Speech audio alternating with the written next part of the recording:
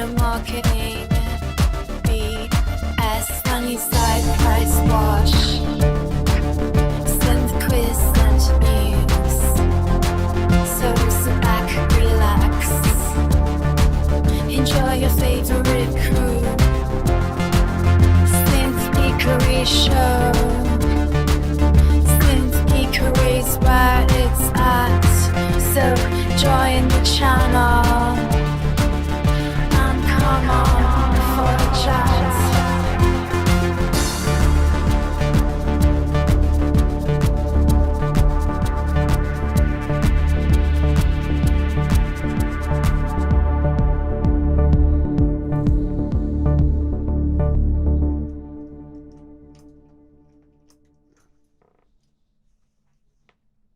Hi, how are we? It is episode 344. You've reached Synth Geekery. We are streaming live. Actually, I'm streaming live, not we are. I'm streaming live from Perth, Western Australia. And it is 9:04 p.m. on the 16th of May. Hope you're having an awesome week this week in your synth world. Hang on, I got a cough.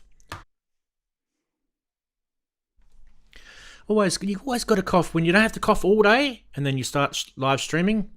Yep, you got a cough. It's life. I actually got some friends who work in radio and they tell me the same thing. Anyway, it's probably just nerves. I'm not sure why. Not sure why I'm not nervous at all, but you know, maybe it is. Maybe deep down I'm nervous. Who cares? Anyway, how are we? How are we, people? How's your synth week been? Good? Andy? Ian? Hello. Chris? Hiya. Chris, your mic working yet? Hello. Yay. Oh, yeah. Houston, we don't have a problem. Chrome sucks. Oh, yeah. Yeah, it can. Chrome does suck, yeah. Yeah, it can. Yes. Now, Daren's not here today, but he actually is. No, he's not. No? Here in spirit. Here in spirit. I just saw his name mentioned in chat. I thought it might have been here, but he's not. Anyway, that's fine. This week we've got a smaller gambit of products to share. I actually was asking Chris before if he wanted me to share anything from Eurorack, but I didn't get his answer. But I am going to share one Eurorack module, but Andy will be happy because we're going to share something about iPad this week. So he'll be happy about that. And Eurorack. I'm happy about Eurorack too. So. Yeah, of course you are. And what else can I tell you about? We've got something else. What was it again? My memory's gone blank. We've got a plugin that I can talk about, and we've also got an open source project which is on GitHub that I think Chris will be interested in as well. Ian, you will probably like most of the stuff just across the board because of its cool factor. And then, there was probably a stack of other little gadgets that were released over Superbooth that I just looked at again and I thought, should I put it on the show? I just thought it's going to take me, you guys have to understand, it'll probably take me about half an hour to prepare for each product that I've got to talk about on the show. And I do want to give everyone a fair go and everything, show people as much as I can. But I don't know, sometimes I just think I have to make the executive decision and I feel bad, but I just think it just it doesn't leap in front of me enough to be worthy. And it's not a dig at them or anything like that. I just think there's a lot of noisy boxes being released at the moment that don't do much. They just make a lot of distorted noise. Yeah. And I'm thinking, am I just getting old and get off my lawn type thing now? But is that what the young musicians want? Are they wanting these noisy, fart sounding, distorted boxes that they can some just... Some people will want that. There must be a market. There seems to be repetition. I know there's always repetition, but anyway. Yeah. Look, if I find a noisy fart sounding box, then I think it's a cool. We'll show it on the show, eh? But if you do, if it makes you laugh, if it makes us laugh, yeah. If you guys do find something, and I'm talking about not you guys just here, but also the chatties that you think I should show on the show, don't forget to message me. And we'll put it on next week if it's good enough, that is. So if it's really naff, we'll just be honest with you and don't get butthurt. We'll just say, look, sorry, it's probably a bit shit, mate. Honestly, I was talking to someone who went to Superbooth and they wandered around and they were like a little bit disappointed with the distractions of some of the things. They were going into it like, what's this? Oh, this looks cool. No, it's not. I've just wasted 15 minutes, when I could have. Oh. Do you know what I mean? So, sort of promises without delivering. Promises Much and promise, letdowns. Yeah, promises and letdowns. Is that all it is? Oh, yeah. It's not as A strong lot of as your recycled outing ideas. from last You year. know. Yeah. Yeah. I mean, I haven't been there, so I don't know. But you from what I've been hearing from lots of my friends. You go there, you get over the kind of hype at first. There's a bit of hype. Probably the first day, it's all hype. The vibe. You meet all these famous YouTubers and that sort of stuff, and you get a few selfies, and once you get over that, you're kind of that. Okay, I'm here to actually synth up basically, and then that's when you start to sort of realize, hang on a minute, there's things that I need to see, and then you go to the things that you need to see, and there's queues of people trying to see them. And you can't get in because you just can't. There's just too many people around, so you have to plan it. And like honestly, one of the best guys you ever talk to about this is Nick Batt of Sonic State, of course. He's been doing it for years. He's been doing NAMs. He's been Superbooth. And if you ever ask him, what's a good approach, he'll give you actually like do this in this time of the day, do that at this time of the day. When they have live performances on, that's probably a good time to sneak in and do some stuff. If you don't want to miss out on the live performance, then you obviously go and see that. But sometimes there's a whole stack of people that will just disappear from inside and go out to the live performance. That sort of stuff is what you're getting. So I think it's kind of like a juggling act. You know what I mean? Like they're kind of going there and having a juggling act. But what I will say though is I did kind of sort of sound a little bit negative about those little fart sounding boxes and stuff, but I am really proud of those people getting the product from zero to hero, from idea through fruition, and actually having the balls to go out there and launch it and pay for a Superbooth booth. It is an expo. They cost money to have those booths there, and get behind their product. I think that they should be patted on the back for that, because I don't know if you guys have got any experience about marketing at expos and things like that. It's not a cheap affair. It's quite a heavy lifting affair. You've got to plan it. You've got to pay for your spot. Then you've got to get all your marketing, printing material done. You've got websites and emails and social media posts you've got to do. It's not simple to do. So I understand there's a lot of effort that goes into this stuff. Yeah, I had a quick conversation with my friend John. I mentioned it before, actually. I'm trying to get him to come on the show one week. So John runs Wonky Stuff, which make those sort of tiny modules that go with the is it AM series? They're like mini modules. So he packed his job in last year, and that's his day job now, is to actually go. And I said, how was Superbooth? He said, well, Friday was horrible. He said, but and it wasn't just the weather thing. He just, but he said Saturday was a good day, and you can't sell anything at Superbooth, so you've got no guarantee of getting your money back. You just market exposure to the website. Yeah, it's just a tiny little company based in York. One man, literally a bit like Chris, one man, but that's he's got a mortgage to pay and all the rest of it. So we'll get him on one week.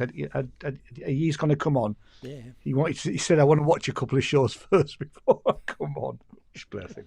Well, NAMM makes it also hard to sell at the show, because I bought one of those plastic trumpets one year because they were trying to give them away practically. And you have to get a special slip filled out, and somebody forgot. I had to be escorted with it out at the gate. It's like, they make it very hard to sell stuff there too. You got to plan it. Like, you've got to sort of say to yourself, right, I am going to be launching this product. I don't want to go there and say it'll be available in 6 months' time. They'll say something like spring or autumn or the fall if you're an American, and people will forget about that, mate. Honestly, just don't do that. If it was me giving you advice and you're selling products, don't do shit like that. I've done plenty of expos working in IT, so been there, done that, got the T-shirt. you've got to have it ready to roll. That is your best bet. Have your store ready, have online purchasing checked out, make sure you've beta tested everything so that, if they're ordering it online, the products are there, they can actually, at least put the order in or put a pre-order in at least, something that will get you there. What about prototypes? How do you feel about showing prototypes at Superbooth? I think you've done it. Yeah, I think you've really quite a few of them have done it. You really have to have a strong, tail with that. So you've got to, you're kind of back it up. Yeah. So you're kind of saying, okay, this is what we're doing, and then you've got to keep that trail warm for a long time until it's ready to launch. So if you're prepared to do the trail, go for it. I think if you're going to show a prototype and you feel like it'll be ready before the next Superbooth comes, and Superbooth is your only real big option to showcase it, then I think that's a good idea. Okay, so, but it is a big investment. Like for you, Chris, it's a massive airfare fee. There's the booth cost. Then there's all that other stuff I was talking about. Web marketing, printed materials, all that sort of stuff. Yeah, I don't know how it actually works, but I do suspect that there's a little bit of subleasing, as in, I think a booth can say we're going in with 4 sub companies or something. Mm-hmm. There must be some way of doing it that is allowed on, because I've seen a few, this guy and this guy together. Yeah, and you could, and that's how they've kind of done if they allow it, then that might be a way to do it. Yeah, I don't know how it works. So. I know at Machine Brastronica the tables, because they weren't really booths, but they were just little tables. They were £300 to £600, I think, for the. That's actually not too bad. Honestly, that's actually not too bad. Yeah. I mean, in my city, I've paid every sort of major expo that I do here would be about $5,000 Australian, $2.5K British. Wow. Yeah, for a 3x3 booth. Mm-hmm. Not feet, that's meters, Andy. So 6, what is it? 2. Okay, I forget feet to meters conversion. But 90 centimeters is 3 foot. Okay, that doesn't help. So 3 times. So it'd be 9. It'd be 9. More than 3 times. Be a 9x9 then, if that's the case. 9x9 foot booth, which is not that big. They're only a small booth. And if you've got a couple of staff working in it, you have to sort of work. You have to work out what your plan is with marketing. So, if you're going to have a product sitting in the booth, you're going to want to get people to come in. Now, they might come in just organically because it's got a hype around it. There's some excitement. But if you're just a very quiet launch, you're a bit of a no one and you're trying to launch a product, you've got to get people to come and see it. So you've got to, a couple of things you can do. You've got to attract some social media people who that are going to be there with the camera and get some posts up and say, hey, look at this. This guy's got this really cool thing. Come and check it out. It's at Superbooth. And the people that are at Superbooth are checking out their reels and their Instagrams and stuff like that. So they're trying to find cool, things to find, because it's kind of a bit like needle in the haystack in a way. There's so much there. But at the same time, if you can get people working with you that can pull crowds into your booth, so they call them brand ambassadors. I think that's the kind of technical name for it. That's something that you could have working for you. And I've noticed some of the synth companies do that. They have brand ambassadors. So you'll see them, they'll have, so they're working for Roland, they'll have the Roland lanyard on, the Roland t-shirt. But they're not really employees of Roland, they're just brand ambassadors, and they're there just to pull you in and get you to look at stuff. Big companies like, Cork and that, they don't have to worry too much about the stuff that I just mentioned, because they've already got a pretty big presence online, and their social media thing, they've got followers already. That if you look at go to their YouTube channels and have a look how many people follow them already. So it's easier for them. It's an easy thing for them. But if you're a startup, you've got to create all that from scratch. You've got to get followers. You've got to have all that sort of fanfare sort of build. And as you get more skin in the game, you know, you might have to do a couple of Superbooths, Chris, if you're going down that path. Do you know what I mean? Yeah. So yeah, you'd have to. It's an interesting caper, that is. Like, we as musicians, we probably don't see the business side a lot. We just say, oh, this is a cool product. And then we just take, you know, I'm going to buy it, I'm not going to buy it. It's really kind of binary how we, or I might buy it in the future. It's still binary. You're either buying it now or you're not. And that's kind of how we are as musicians. So, but we don't see the business side. We don't see, you know, and the people that do work in the music industry know that that musicians spend a lot of money on gear. They tend to spend more than what they earn, is generally what happens. And if you're not in it professionally and you're in it for a hobby, you are literally spending more than what you earn because you're not earning anything. So, that's right. So they know that. They know that that's the tree, you know, with the apples on it, and so everyone wants to have a part of that. And that's the tough thing, because it's actually not infinite, it's finite. So the amount of people that exist in the world that are ready to buy your product is smaller than you think. Because if you start filtering, if you start doing the filtering thing, you'll realize, you know what, that's actually, you know, let's say there's, I don't know, 500 million people that love synths in the world. And then you start going, okay, who actually buys them? You start filtering, right? Who's into eurorack? Filter. Who's actually out there buying modules? Filter. You start getting smaller numbers. It also changes over time, doesn't it, Rance? Because people fall in and out of love with it. Yeah. People go through periods where they're not buying anything. They're still interested, but they're not super interested, and then they come back with a vengeance, and you just don't know. You got cost of living, you got market pressures at the moment. There's some countries, not all, are going through, like Australia's going through a bit of a purposeful attack on people's wallets with the society, because they want to bring inflation down and things like that. And what it does is it slows spending down, so people have less recreational spending, we'll call it, hobby-based spending. And so they won't necessarily buy as many things as they used to. So, if I look at myself, I spent a lot more on synths 3-4 years ago than I did this year. So it shows that we move our money in times where money gets tighter, especially when things like fuel prices and stuff like that go up. I reckon it's a tough gig right now for anyone in the music industry to be making a decent living. It's a tough gig.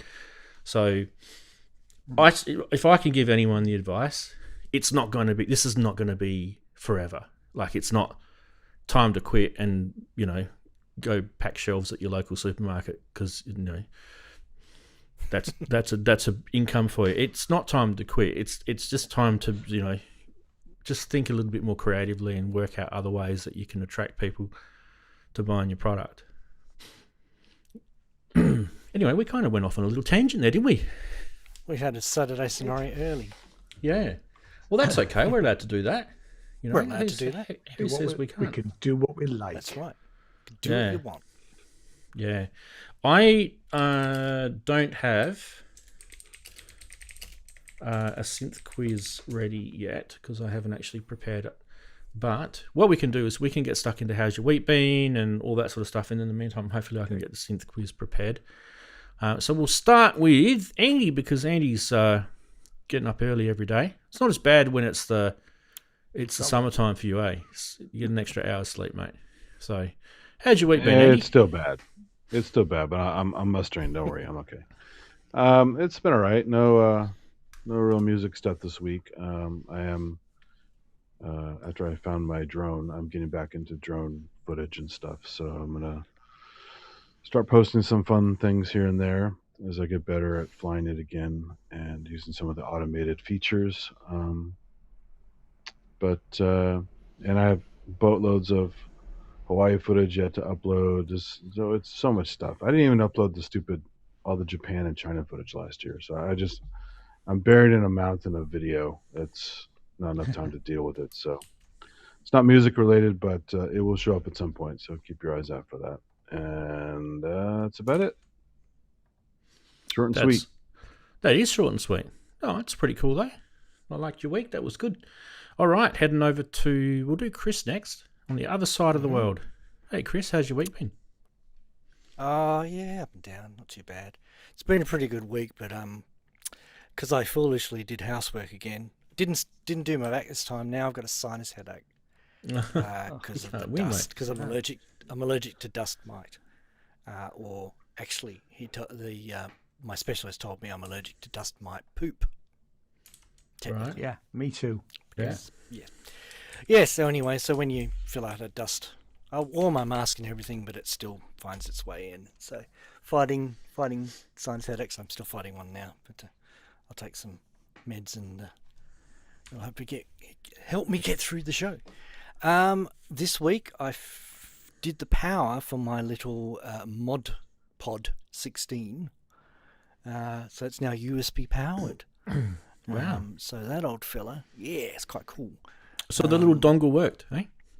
Yeah, the little dongle works. It's not perfect.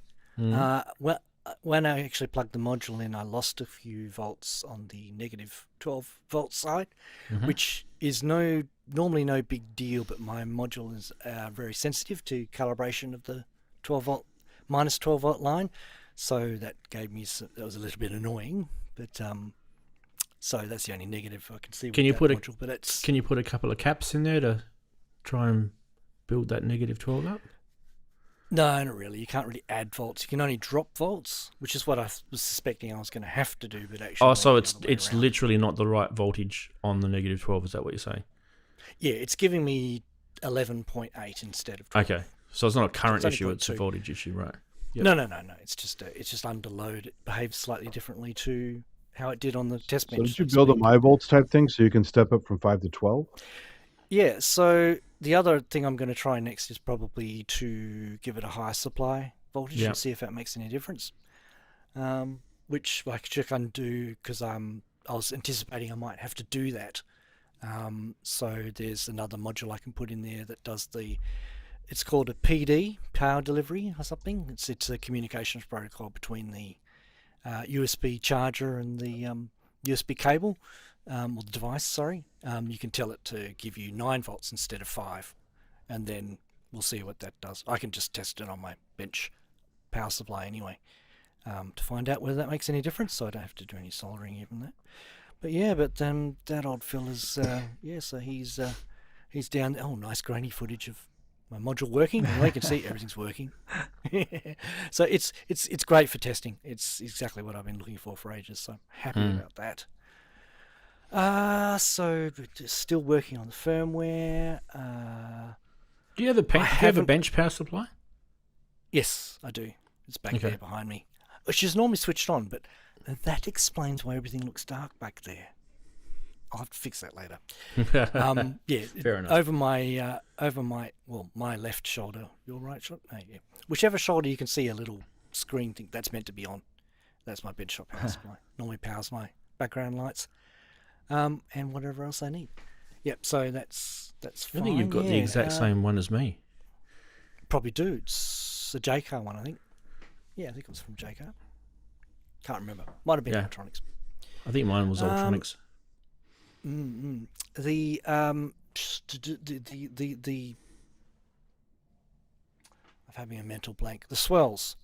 The swells. Yes. The swells. Yes. I have not switched it on until yesterday, since I was on the stream last week. I haven't had any time this week to really mess around with that kind of stuff, so I feel a little bit guilty. But saw a few videos, and I'm thinking, oh God, so much to explore. I have to get into that. But yeah, so I've just been doing. Yes. Probably just very been good. Doing its thing. But yes, so some more experiments to do there. Been doing a bit of cabling actually, because trying to get sound sources in there is a bit interesting. Don't normally have to mess around with so many sound sources at once. Yep. So apart from that, that's pretty much my week. Oh, there is something coming next week, hopefully, arriving that is not directly anyway, not synth related, but because it's nerdy, I'll share it. Of course, I'll share it with everyone. The program. Okay, fantastic, awesome week, mate. And I'm hoping that your back and your hay fever and all that sort of stuff is getting better. Allergies, yes. Yeah. I've got the allergies. Yeah. All right, buddy. Sniffly allergies. It's the headache. Fantastic. Ian, how's your week been? Hello, good day, good evening, good afternoon, good night. Welcome to winter. I've got my hoodie back on. It's bloody freezing and rainy here in Frome. Stop stealing our seasons. I know, yeah, exactly. We had a couple of really nice days, and then it's just been windy and cold and horrible, really. And my fight at the moment is Jane won't let me put the heating back on. Anyway, that's a domestic issue. What have I been doing this week? So Saturday night I went to Breeze Block Beats here in Frome, which is there. It's a bit like an EMOM, but it's not. There's usually about four acts on. They all get 20 minutes. It's a really good night, actually. It was really good. A couple of guys I've seen before, but a couple of guys I hadn't seen before as well. So, you know. Did some orders on Sunday, sold some CDs. Monday I was invited to go on Frome FM on the Extra-Galaxical Tuesday show. Wasn't quite sure what to expect, but anyway, it's just me and Brandon picking songs to play, which was quite fun. So that went live on Tuesday. It's on. People can listen to it on. Well, I think it's the Frome FM website, really, ideally. I've been working on the Azimuth Tilt track that he sent me. It's not there yet, but it's getting there. Finished the first half of the dance project. Can't start the next half until the end of the month, which was a bit of a surprise because I wanted to get on with it. But she's given me the sign off on the first half, which I'm quite pleased about. I made a cock up. I screwed up one of the tracks, so I had to go back and redo that. It was just timings more than anything else. Took out a job to digitize a load of 8mm films because I have a digitizer, and some of those I've got to put some music to next week. So that's paid work, which is all right, really. Went to the Frome Film Club. Try saying that when you're drunk. On Wednesday night, and it was an Australian film called Memoir of a Snail. Do you guys know it? No. You should watch it. It's brilliant. It's an animation. It's like stop go animation film. It's really, really good. It had Nick Cave doing one of the voices, cool. But quite bleak in places, but really, really good film. So the film club is once a month. You pay 30 quid for the year, and they just pick. They're usually foreign films. So there's lots of subtitle films and all that.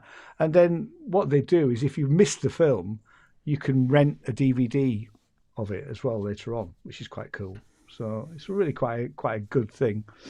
And then Thursday, I went into Bath looking at laptops because I'm going to buy a new MacBook Pro.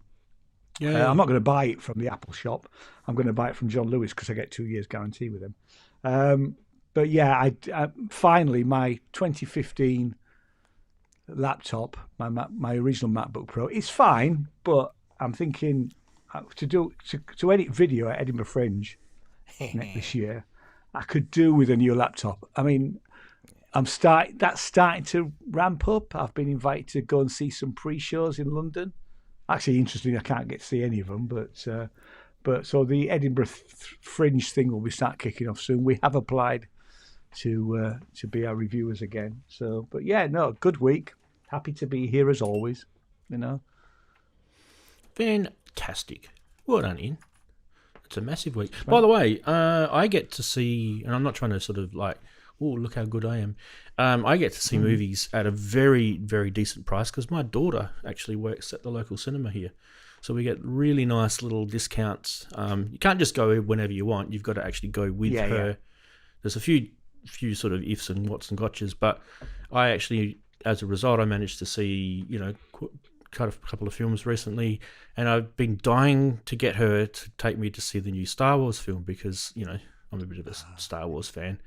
So that's going to happen very, very soon. So nobody tell me anything that happened in the new Star Wars. I know nothing. Right. I didn't know there's a new Star Wars film. Yeah, The Mandalorian. The Mandalorian. Yeah, I saw an advert for it. Yeah. I can highly recommend Andor as a TV series. Yeah, it's a great one, isn't it? Yeah, it's really good. We just finished watching the second series. We loved it. There's a bit of, I reckon there's a bit of political twist in that Andor series. I think so it too. definitely has some what's happening in the world right now, relations. Yeah, it does. Yeah. If you haven't watched it, put that little thought in the back of your head while you're watching it and see what you think. Right, let's go say hello to the chatties because we can. Hello to Wags and Sean, James, Steve, and another Steve, and Dead Man Walkings, and Zastruga. Hi to all you guys, and big hello to Thomas. I think I should call him Thomas because he probably doesn't like Tom. Matt Brown's there, big hello to you, and Andy Stinkertron. How are you, Andy? Nice to see you again, mate. Droigan's there, big hello. Ohm nice to see you, buddy. And a few people I haven't seen for a while, and they've come back. It's nice to see you guys come back. We missed you. Patsy Brady's there, big hello to you. Excuse me while I'm sort of, I don't know why I'm coughing. It's weird. It's not that I'm sick or anything. Might have got what Chris has got. Da Vinci Girl, I don't know what that is. Big hello to Da Vinci Girl. Hi, Bicky. It hasn't scrolled on me yet. Maybe it's because Daren's not here. I reckon Daren might hack into my computer while he's on the show and cause problems. Big hello to Paul Holmes. Just kidding, Daren. See, even when you're not on the show, you still get slaps from me. Yeah, it's not Daren, it's Ray Dave. So, yeah, it probably is actually. It probably is. Anyway, I'll leave it at that for now. And if I missed you, throw your synth at the screen in disgust. Do that, but be gentle. Be gentle with your synth. We do have a synth quiz now because I managed to put that together quickly. Time to pay attention. Yes. All right, here we go.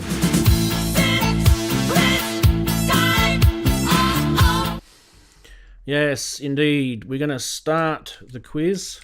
I'll just type that into chat. Hopefully that works. And we have a synth quiz. And give me a second for waiting for the bot to get off its butt. Come on, bots have a Dennis, butt. There we go. We've started. Put your guesses in. VCOs are warm. 3 clues are incoming. The first clue of the synth quiz is appearing there. It's an auto bend. That's what it is.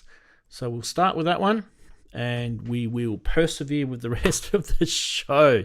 Apologies for my little going off topic at the start of the show. I don't know. I just kind of felt like talking about it, and it just happened. We shall do some funny side now.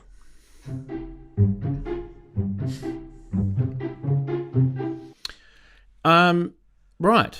Who's missing there? Indeed. Yes. Now, yeah. Yes. I have to warn you. There is going to be a few of these in the memes because they were busy. They were busy. I think Korgs hit a nerve at Superbooth by doing what they did. They've hit a nerve. Anyway, just to take you a little bit away from the body bag, we will go with the next one with a dad joke. One of my synths was dead, so I took it to the repair guy. Turns out the power button was broken, which is odd, as I only use it on and off. Oh, I can do that. I can do that. Yeah. There we go. We're doing the dad jokes this week. Oh my god, that was terrible. And another one. Perfection. He's actually pretty good. And the last but not least, please click on synthesizers only that are analog. I like that one. Yeah. That's a good one. I like that one. Right. Now, let us launch the bot. This is the poll bot this time. And you can vote, guys, on your most favorite meme There we go. 0 is for the body bag. This sounds really bad. Body bag. 1 is for the dad joke. 2 is for raps. Around your head, that is. And 3 is the select analog. Only It's those just a that are sleeping bag. unlocked. The synth was tired. It needed a little rest, so it's a sleeping Yeah. bag. Wow, look at these votes coming in. Holy snappers. That's amazing. Whoa. Okay. That one's gone out of... That's like rocket ship material, that one. Holy snaps. That's actually gone right off the top of the... This might even be in the end of year one. We've got over our 10 votes. I can just stop it. I can stop it now. We've got way over 10 votes. I just want to see this thing get more than 10. It has. Bloody hell, guys. Keep voting for it. Oh, this is incredible. I'm saying this and you guys are going, what is he talking about? Well, I will show you. Ka-ching, We ka-ching, can ka-ching. see it. I will show you. It's like he's using a fruit machine or something. Getting very excited. Yeah. 12 votes for the select analog meme. That's got to be a record, isn't it? 12 votes. Yeah, there it that's is the there. record. That's the one. That one. That's the one that won. Well, there's 12 cents, so of course they're 12 volts. Ha-ha. Yeah. We keep doing that noise again, don't we?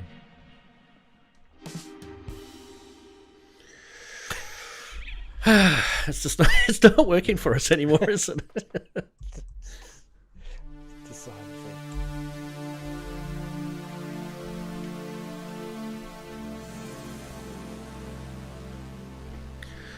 We're doing weird synth sounds, and why is that? Because we've got news. Here it comes.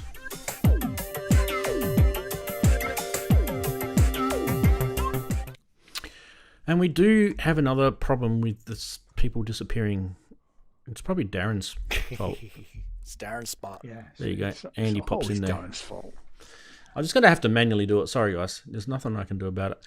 Right. Well, we have an iPad, Andy. You should be happy. Get excited, jumping up and down your chair. Oh, yeah. iPad.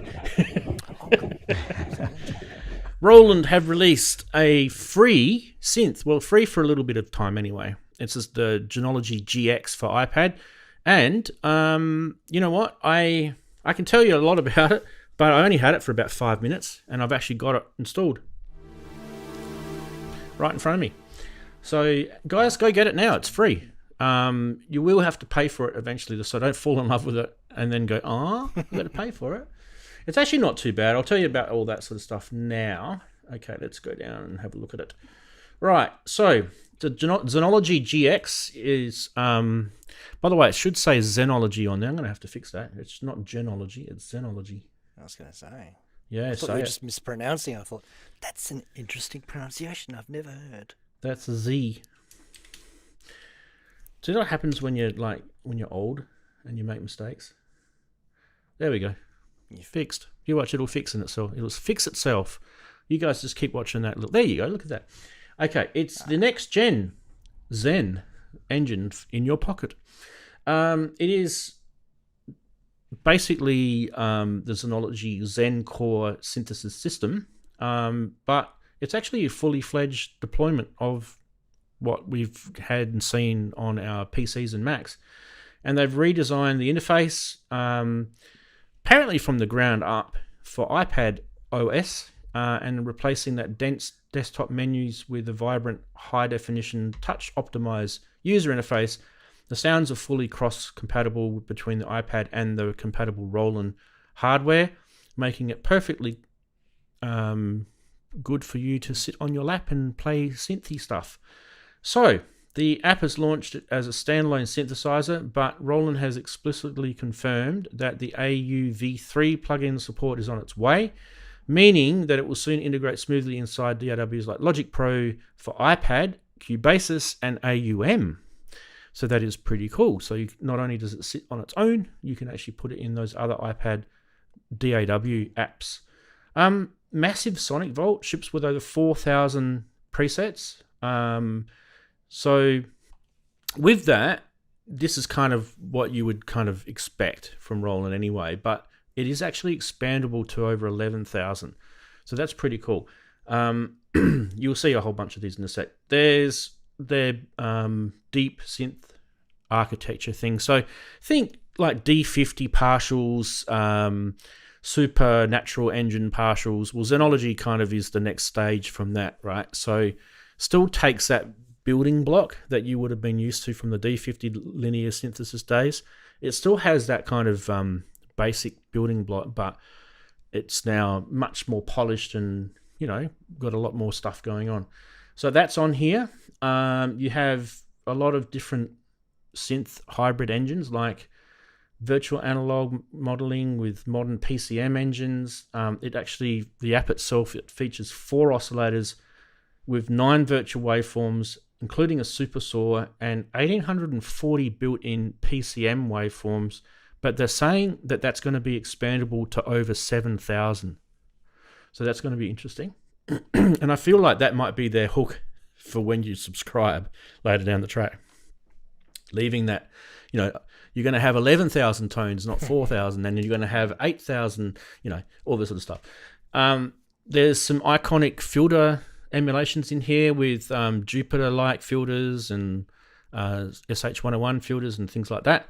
They're in there. You've got advanced motion and modulation with 11 different LFO shapes, including a tempo synced step LFO. Now we're talking, with 37 curves per step to inject rhythmic modular style movement into your audio. That sounds pretty cool. We'll see if we can find that. Guys, can you remind me to have a look for that when we have a look in a sec? Legendary Roland FX suite is in here, including 93 multi-effects or MFX, which also includes the Juno 106 chorus, the Boss CE1, the SSD 320 Dimension D. Yes, I'd love to hear that actually, and the DJ FX looper. So nice. Yeah. That was a pretty cool thing at the time.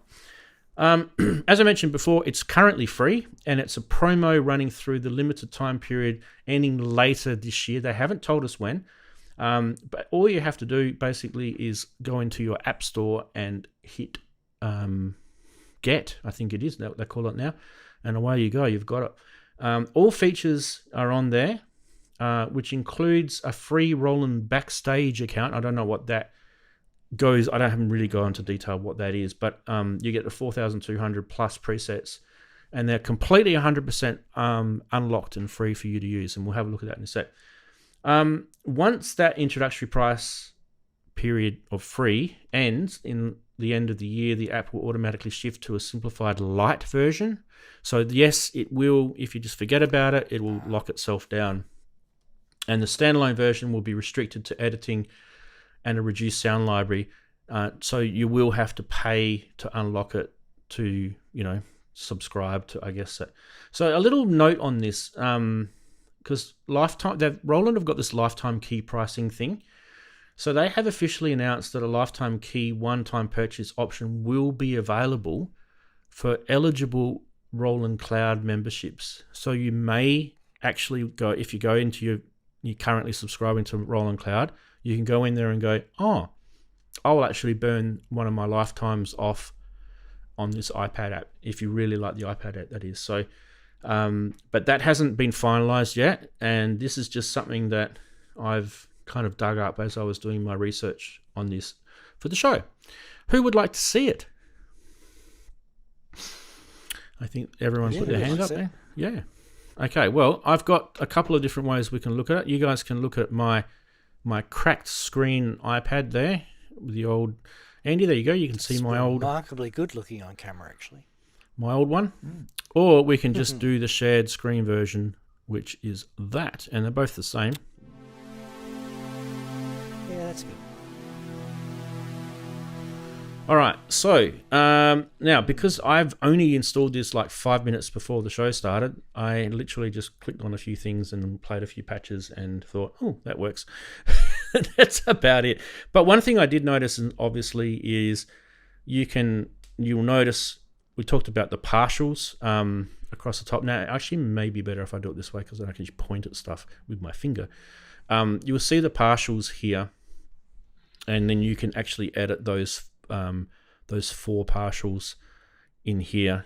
Let me just move that down a bit so you can see. So we're on the synth screen basically, right? So synth screen here, and you've got all your partials, And then you can choose all the different oscillators here. This you can see on this one, this is a PCM oscillator. And if I go to that partial there, you can see this one's also a PCM. It's a pan flute. And then we've got this one as a stream sound, like a wind, rain sound. This one here is another stream sound. And I like how it's different colors. So it's a bit of good visual feedback design here. A little bit tricky to get your fingers on some of these, I have to admit. If you had a smaller iPad, this is the big 12-inch jobber, Andy. If you had a smaller iPad, I reckon with big chunky fingers like I've got, it's going to be a bit of a pain. But you never know. Anyway, so that's all the synth stuff. So you can obviously go and change all this and edit this stuff. You can go to VAs, PCM syncs, super saws, or noise. So if we choose like a super saw, and then we turn off all these other partials, and we can just listen to the super saw, and we can't hear it because I haven't done something anyway. Why haven't I heard it? Levels up. Mix Q. That could be it. No. Oh, might help if it is on. That's what I thought. Anyway, maybe we'll do it a different way. We'll click on this. There's 4,000 presets in here, by the way. Now, I might search, I feel. So we'll see if we can find a super saw. Yeah. Patch, yeah. There we go. Super saw bass. This is a bit annoying. So we don't want a bass. We want a, what do you guys reckon? Lead. That one there. Super saw lid. Let's choose that. Now once I choose that, I would like that to disappear. So how do I do that? Would be nice, wouldn't it? Maybe click on synth again. There you go. Why can't we hear it? Oh, you know what? That's actually, you know what? There was actually a super saw playing before, and it's just me being an umpty.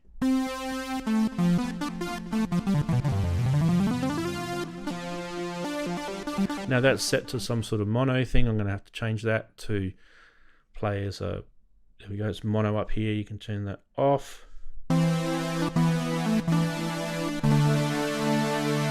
And then obviously you've got a filter here. You can, the thing about iPads is that you can,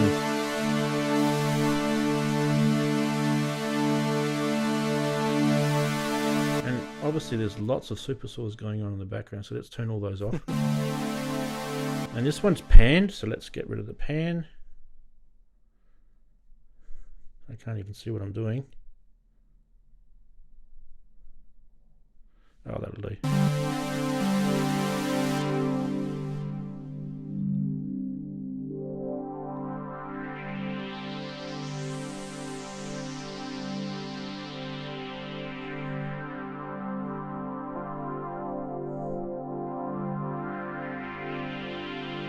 And this is me touching it, so if you're hearing it sort of wobble, it's probably my finger.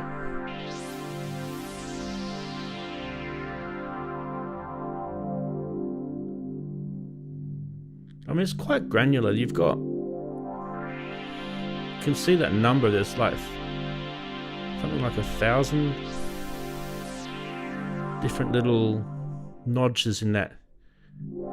So it's kind of almost like an RPN sort of level, I feel. So that's that. And we can just keep changing it. What do you guys want to look for now? Some sort of pad. I guess you can, with this, you can sort of search via type, right? So you've got all these different types up here. So we can go, right, we want to have, let's go with like a arpeggiator thing.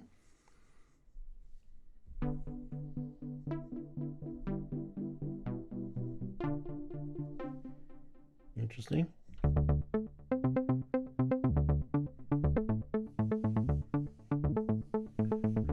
And we go back to our synth engine.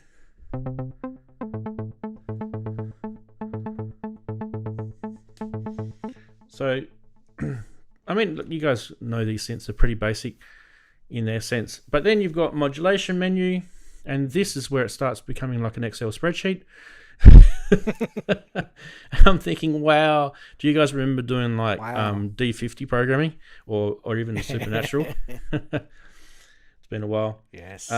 But, you can send a whole bunch of source to destination modulation programming here. And when you think about it, there's actually quite a lot. But I guarantee you someone will say, no, that's not enough. I need more than that. Far out. Of course. There'll always be someone. This is the FX menu or screen. And it's got, like I said before, it's got the Roland Juno, for example. So you can actually go in here, go to chorus, and choose the Juno 106. Probably not the best patch for that, is it? We should probably go to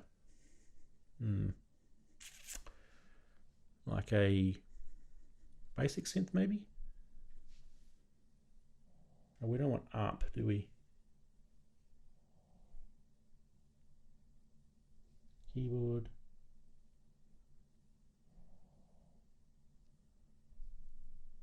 We don't want essential stuff.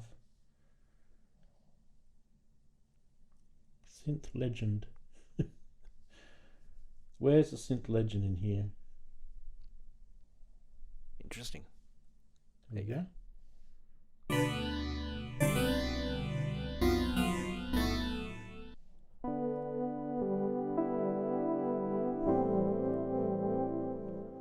Alright, so let's have a look at what sort of effects they've got there. They've got a flanger there and a reverb there. Okay, so let's turn the flanger into the chorus.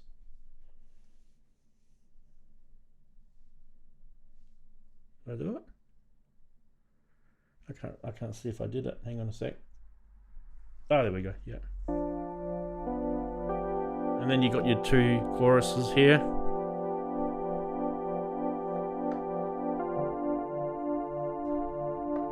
And you got your mix there.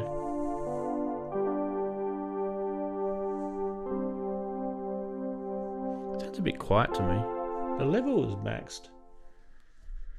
Maybe it's the actual synth sound that's quiet. Level's a bit quiet there.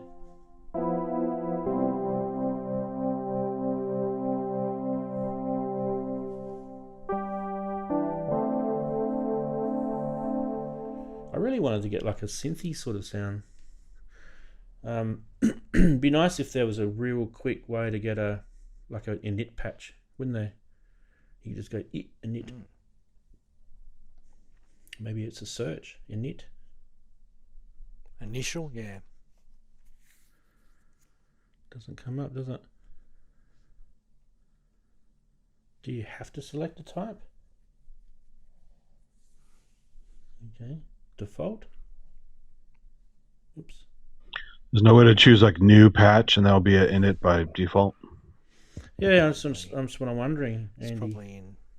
So it could be you in get here. disk drive icon. This is the menu that you choose your pats, right? So is there like a user one maybe over here? No assign. And then I have no idea. No. Anyway. That's just the save. That's what the disk design. Okay. So that's what that's for. Anyway, that is pretty much what you see is what you get. Should we run through a few patches just sort of out of curiosity? Synth leads, SH101.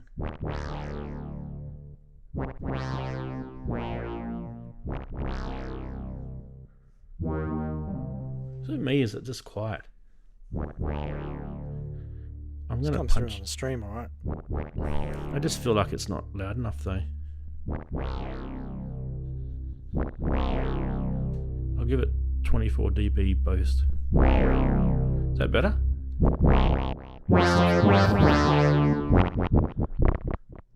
Alright, synth lead sounds galore there. Jupiter sounding. By the way, I'm using the keyboard on the iPad. Yeah, I can see which is that. really annoying.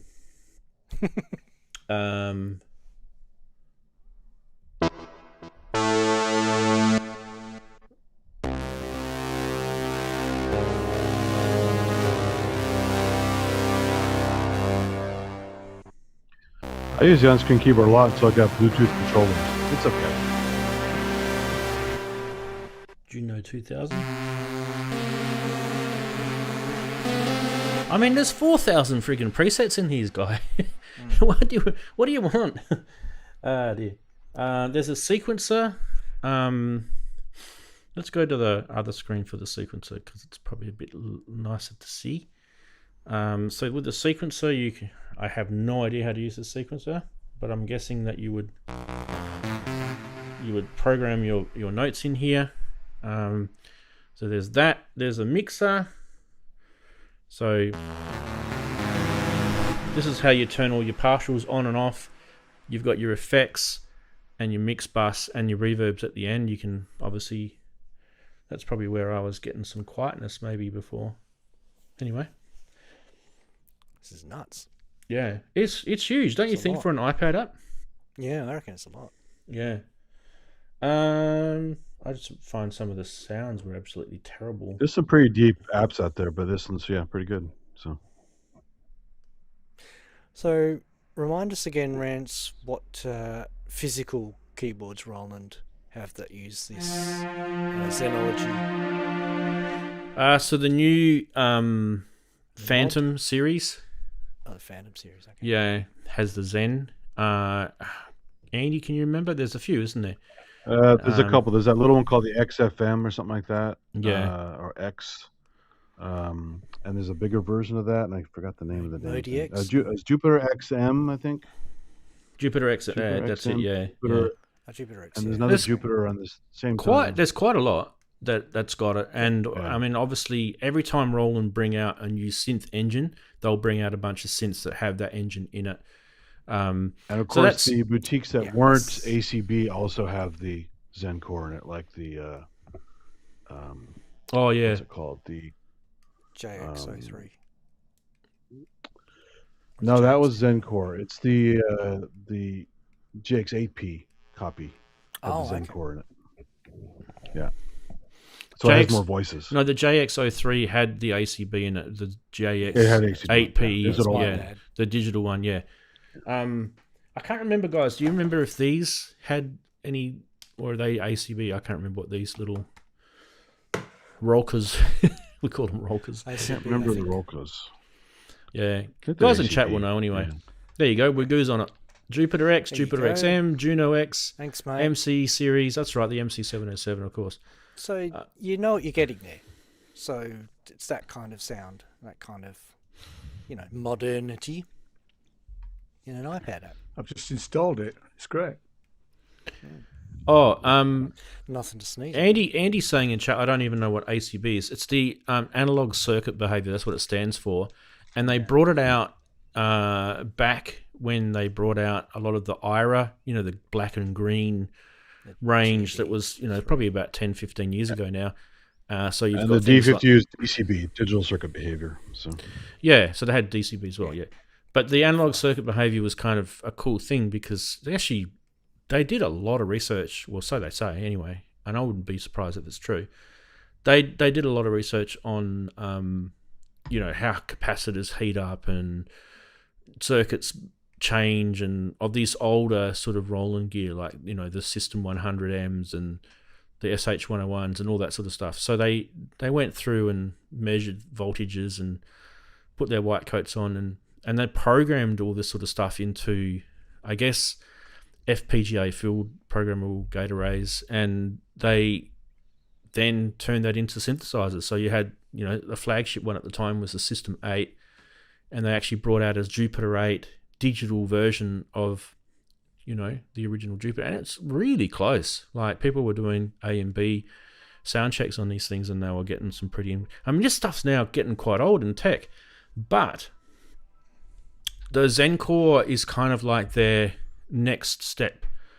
Been around for a while now as well, but that's the next step from the Supernatural engine, which was their next thing after they had. What was the one before Supernatural? Andy, there was one before Supernatural, and then you had the LA synthesis, which was their first one. Before Supernatural. There was definitely one before Supernatural. Drawing a blank on it. It's a bit quiet, by the way, Rance. What? The I found synth? it's a bit quiet. Yeah, Yeah. it is. I've got it up full, and it's quite quiet. Oh, okay. So you're saying even on yours it's quiet. Yeah. So yeah. on mine I've gone into my audio patching session and I've boosted the audio by 24 dB, just so I can get. It's digital, so it's completely safe to do that sort of stuff. But yeah, as an iPad app for free, and you can twiddle with it for a few months. I feel like it's a few months anyway. They didn't say when. I reckon that's a no-brainer. I reckon everyone will be jumping on their iPads now and getting that. That's for sure. So well done. You guys want to make any comments about that before we move on? I can.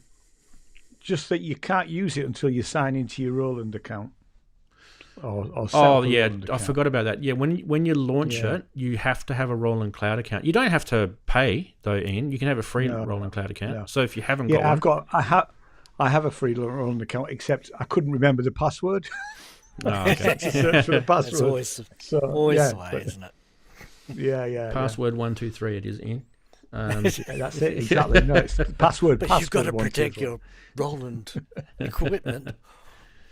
Yeah. Special password. Yeah. I feel like if people have got the Roland sub and they've been paying for Ultimate or whatever, they'll have that lifetime probably key to burn on something. I actually found the other day I went in there and I had it to burn on something and I couldn't really work out what I wanted to use it for because I'm like, how do I want that? Nah, I don't know.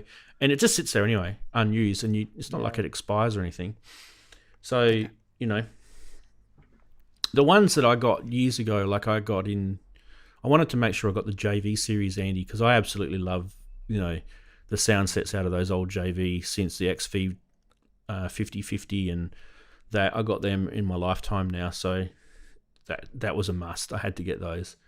And the D50 I had to get because I sold my D50. So, yeah. There you go. All right, we shall move on. Massive news section this week after Superbooth. It's always a bit like this is what happens when you're looking for news after Superbooth.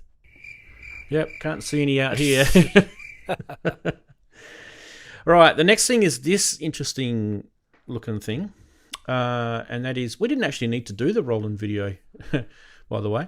This is Grayscale Cosmos 2. This is a controller thing that is a GitHub. So I think, Chris, you'll like this. This is the RP2350 or 2350. And it's a Raspberry Pi Pico.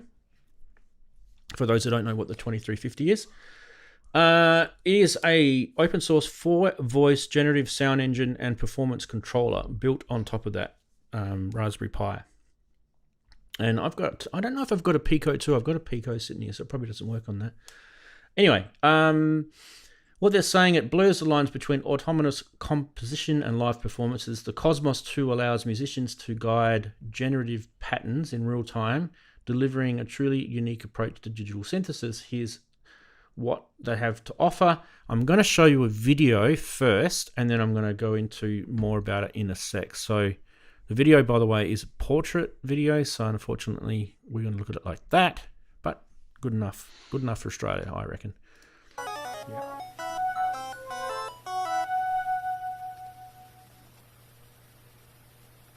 Oh, cute.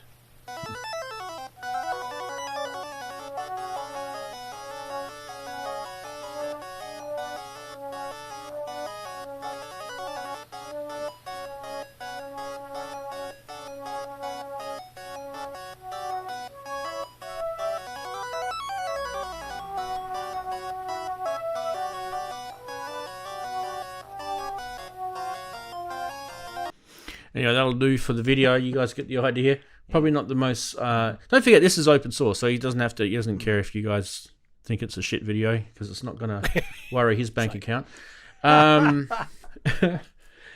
It's a hardware-based generative acoustic engine at its core that that utilizes a dual-core DSP processor on the Raspberry Pi, of course. Pico 2, if I did mention that before. And it alongside the praised PRA32U2 digital synthesizer engine, which has been developed, if you don't know about that one, by the ISGK Instruments company. The concept behind the Cosmos 2 is, like I said, autonomous generation meets manual intervention. And instead of just letting you having a computer randomly play music, it forces the human to program every single note. And the Cosmos 2 continually evolves its own musical patterns while giving you, the user, complete tactical control via external MIDI or physical buttons or a touch OSC integration, which I think is what he was using. Okay. So the four-voice multi-timbral engine features 4 independent synth parts, A, B, C, and D, each dedicated for each specific sonic duty. Part A is the main part, which drives the track forward with an 8th note 16-step main pattern. Part B is the sub bass, and it provides the same low end frequencies. Part C is the chord and lead, adding delayed atmospheric harmonic textures. And part D is the Japanese ARP. If you didn't want that, bad luck. Introducing the Japanese scale 16-note arpeggios with microtonal variations.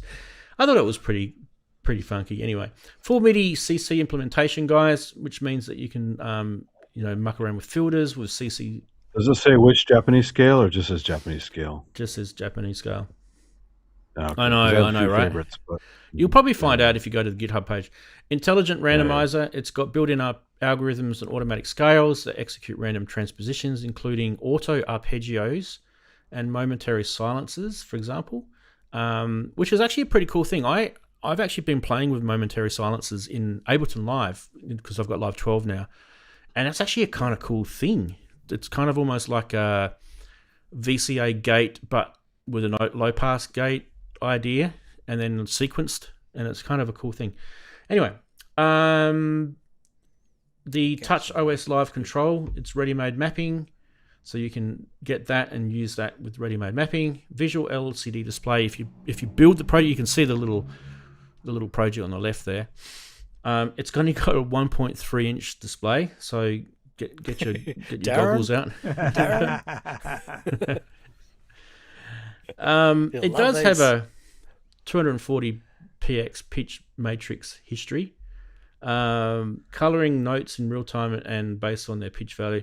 MIDI clock in there too with a 24 ppqn MIDI clock.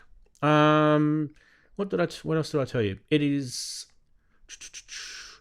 so this is the thing. It's open source, right?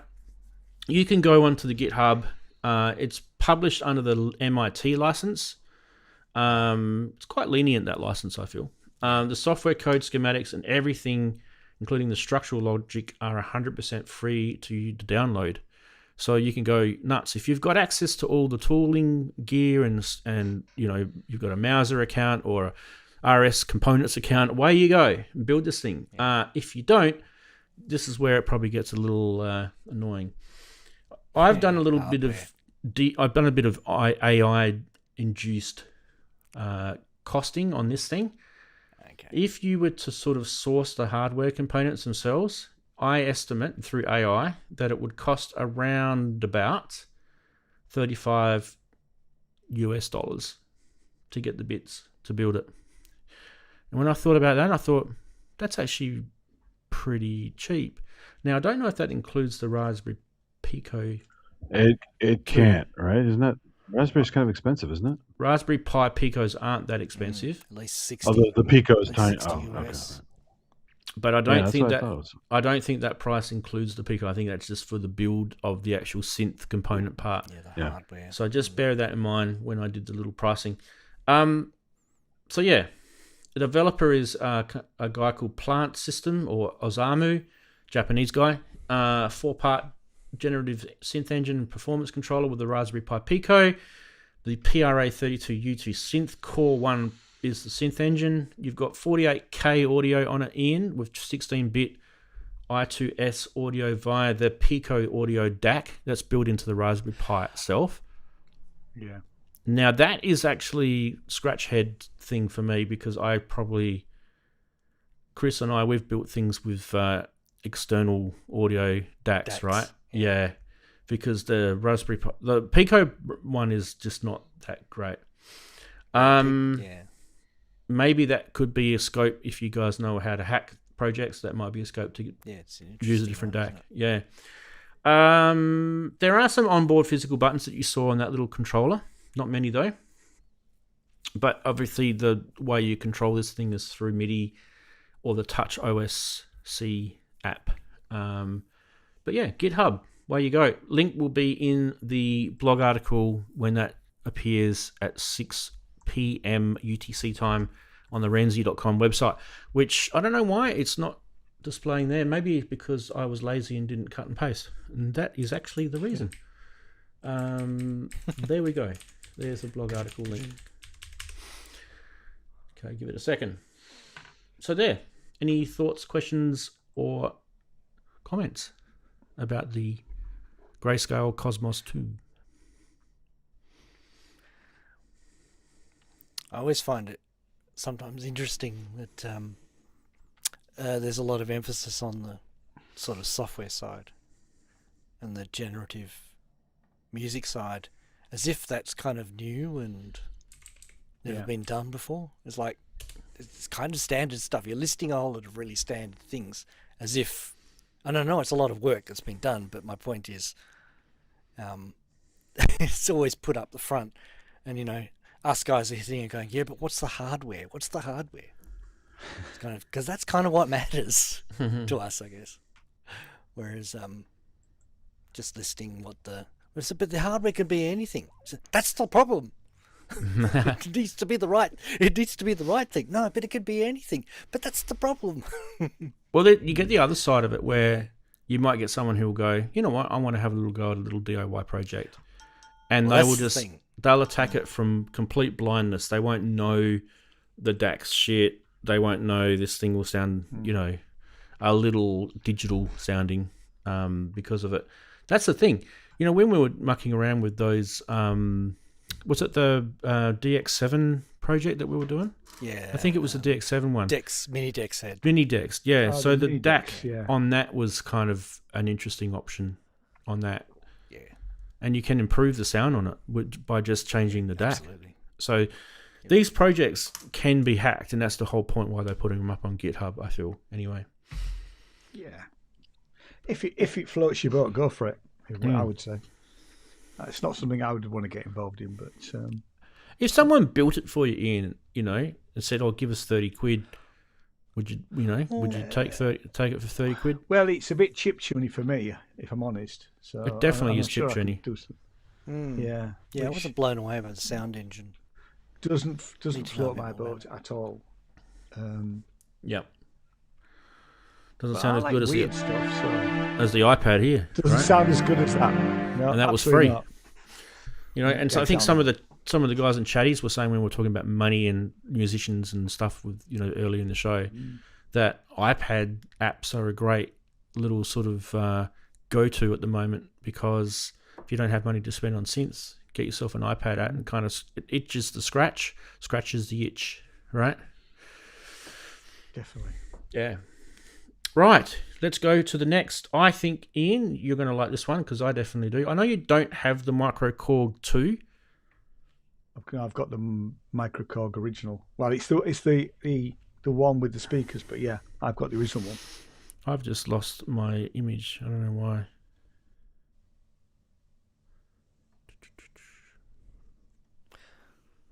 Oh, I know why. Because I'm an idiot. That's why. I was on the video. There's the image there. Micro Korg 2. I've got my Micro Korg sitting right here next to me. By the way, these are available now. I didn't think they were when I actually read this article, but they are available now. I'm pretty sure if I look at their website, we'll go and check it out in a sec anyway. So what it is Synthvibes. You guys have heard of Synthvibes, right? They make plug-in effects. Oh, yeah.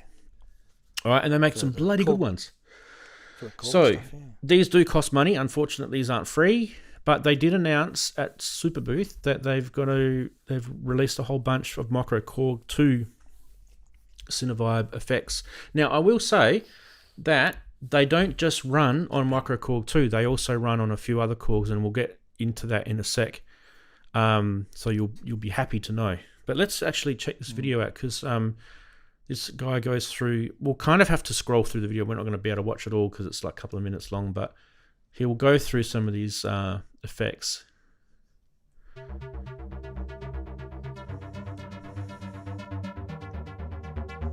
So this is a dipole through zero flanger with the Isoma ensemble delay. Yes, I can read. So just so you know, that's what we're listening to, what's written there.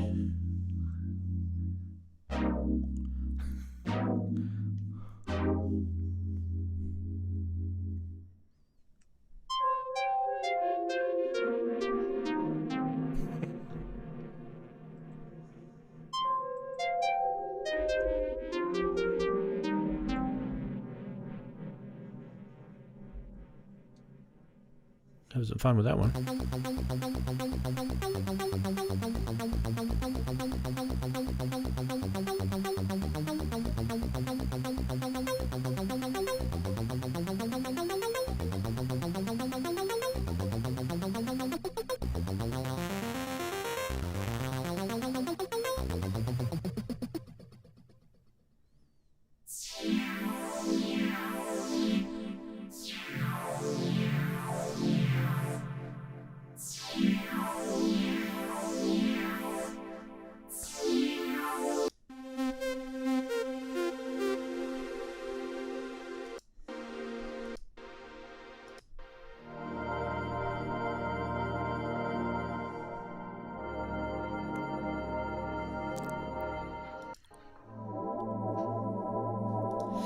There you go.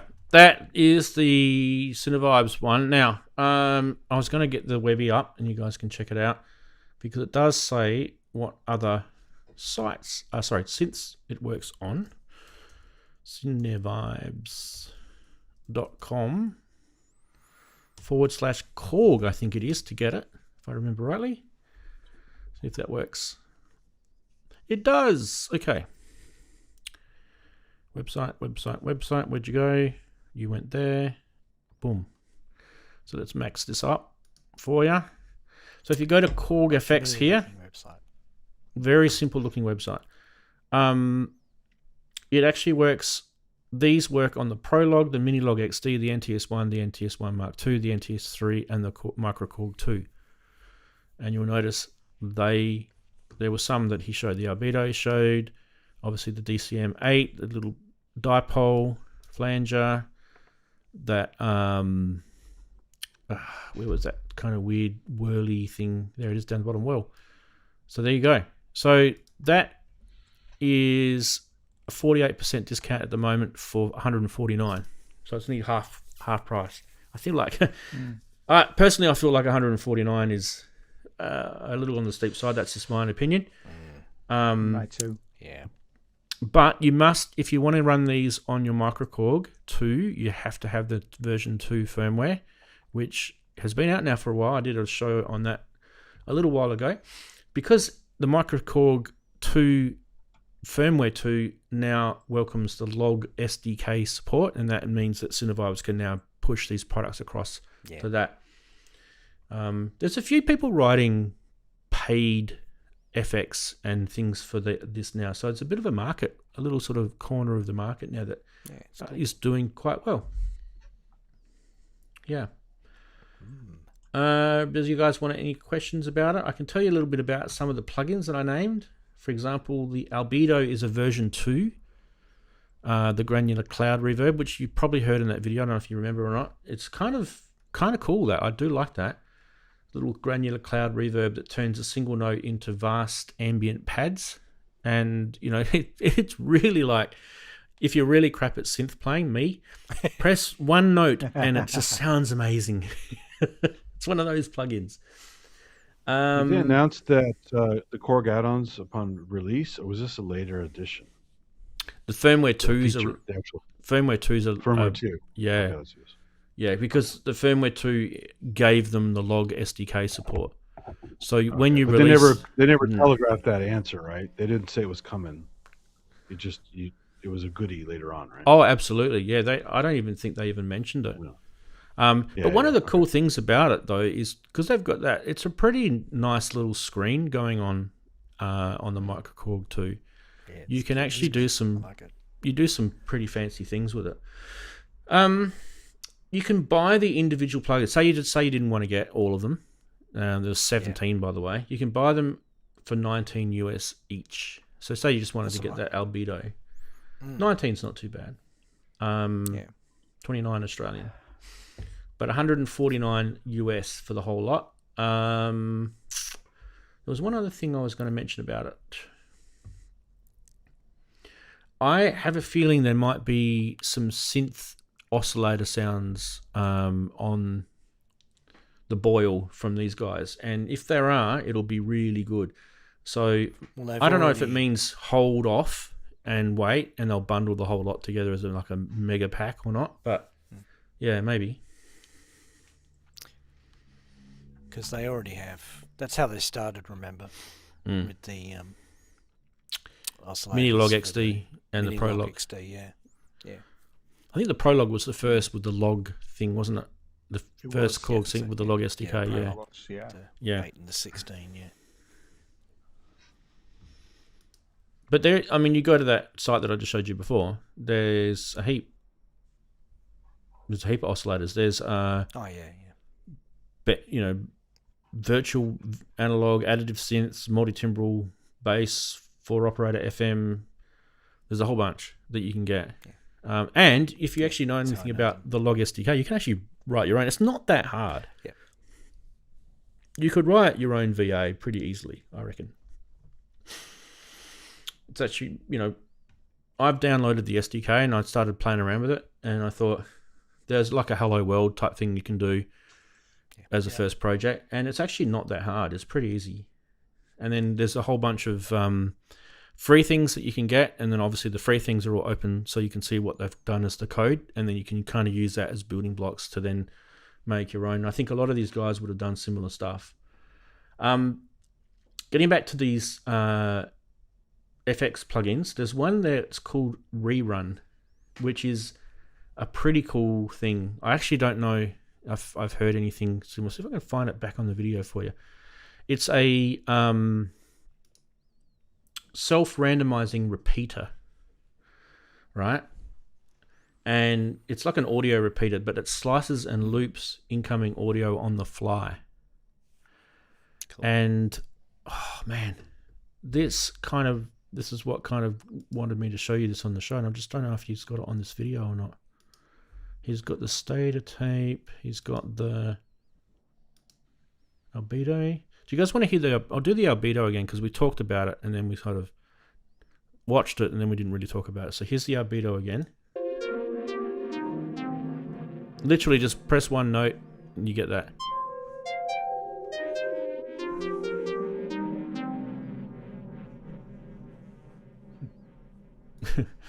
That's insane. We heard that DCM thing. I didn't really like that personally. That was the whirl. We didn't need that. I mean, I do like my phases, but no. Maybe it's not on this video. Did I see it on this video? Okay, I'll see if I can find it on. There was another video. I'll see if I can find it.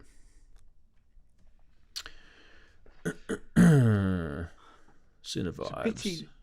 I mean, it is too expensive, but it's a pity it doesn't work with the Microkorg 1. I know there's no way for them to make that happen, but and I have got an NTS 1, so I could always, if I really wanted to, but I don't use that very much. You can't get it to work with the Microkorg 1 because it doesn't have the log SDK support. It doesn't have the power to do it. I mean, these things are kind of powerful. I would V2. Much as I love my Microkorg, I would upgrade at some point.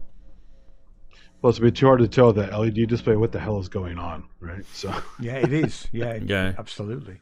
I mean, not the original, but when you add more goodies to it, you would know what's happening.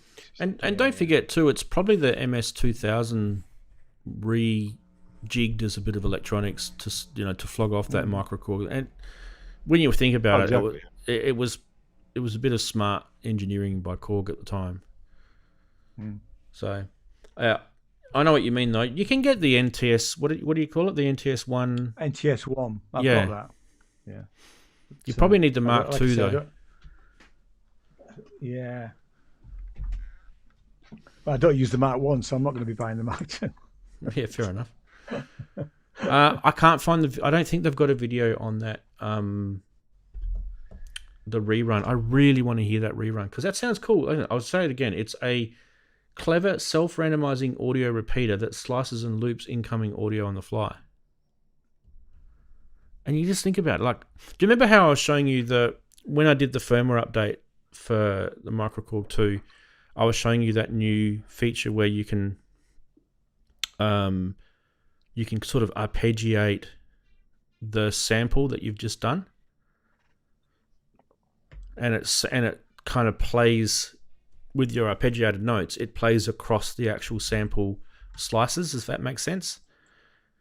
That's actually like a really cool feature about the Microkorg 2. And there's a few things in that synth that I don't think you can do on other synths. It's very unique. It's some pretty clever programming.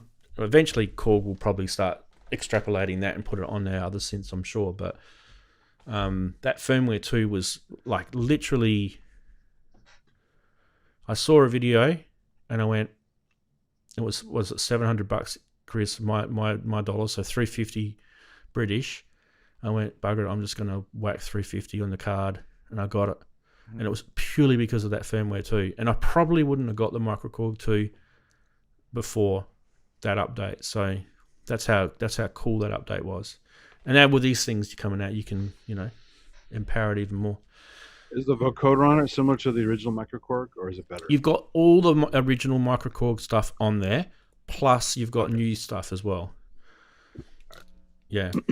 It's more powerful, so the digital processing on it can handle more sort of complex stuff. Yeah. All right, let's keep going.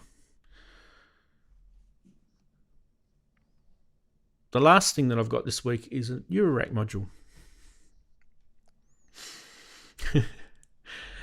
I always look at Ian's face when I show these. It makes me feel guilty. Cool. Damn it, he goes. This is called the Plexiphone. It is it's a collaboration project between Make Noise and Tom Erb, and it's a spatial texturizer. See, I like Tom Erb stuff. I used his sound hacks back in the 90s or early 2000s. Yeah. Oh, the herb verb was cool. Yeah. Yeah. Make noise thing. The Make Noise thing, yeah. Yeah. Yep. Okay, why did I just make my screen maximum there? Now I can't get this video. Shall we have a look? There's a 10-minute video. We're not going to watch that. Should we just have a look at the video? Because I feel like you'll get an idea of what it sounds like. And then we can go from there. Here we go. Sorry, I'm really slow at clicking today for some reason.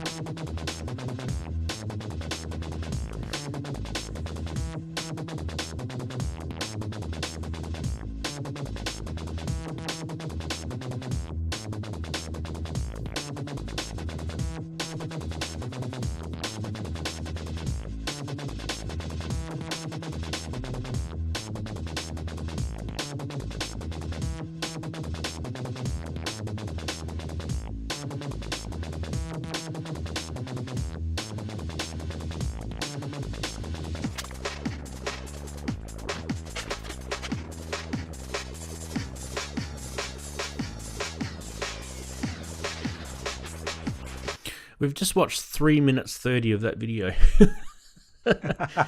That's what happens. I mean, it is a bit mesmerizing, and it goes on for another 7 minutes, by the way. There is some really, really cool sound effects from this module. Now, just remember, though, this is an effects module, so everything that you're hearing the original sound being affected by this, so don't get sort of, confused about what this is. This is actually it's like a delay and reverb effect merged together, and they've got this the kind of power sort of mode on this is that when you do try and DSP program delay and reverb working together, you usually get audio cutouts if you're switching between one and the other, because of the way the code has to work, right? So this has been rewritten like from ground up, and they've alleviated that sort of issue. And so when you were listening to those examples, you were noticing that they were going from delays to reverbs and blending it and kind of bouncing backwards and forwards. So it's, in a way, it's a hybrid delay reverb module that lets you kind of explore both at the same time and sort of merge between the two. That would probably be the way I would describe it. Now,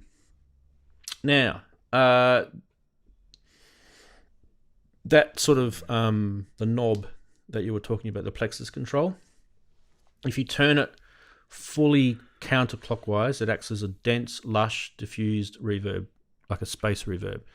If you fully clockwise it, it shifts it into a stark rhythmic multi-tap echo system.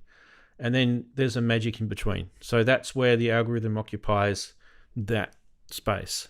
So you go into sort of different types of echoes, metallic, acoustic blooms, micro reverbs, evolving, and then a whole bunch of things that you've never heard before. So they're all new. It's all new algorithms in here.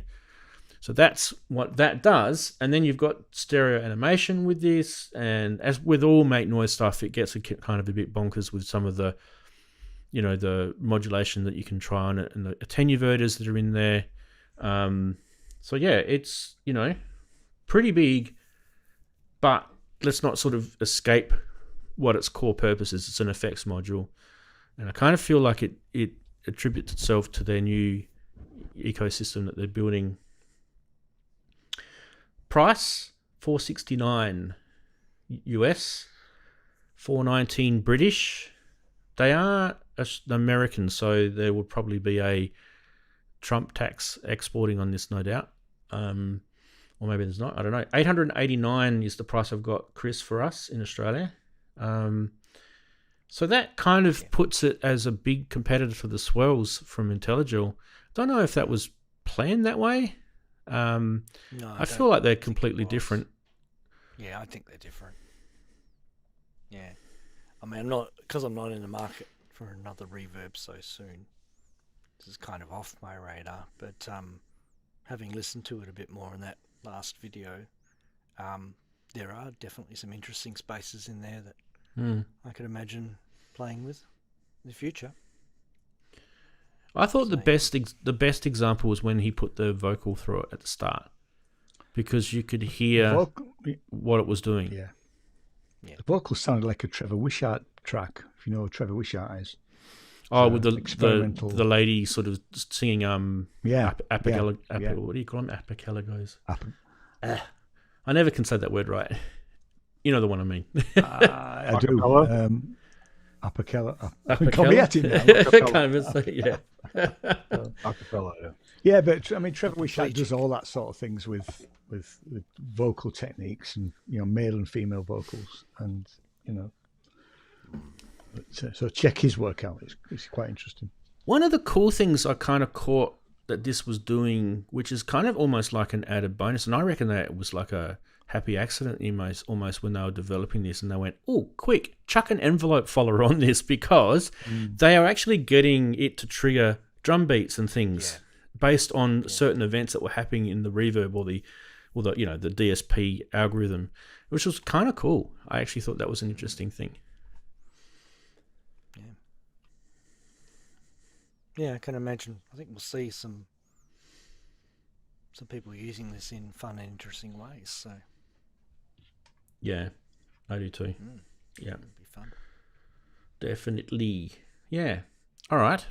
Well, that's it. News guys. Done.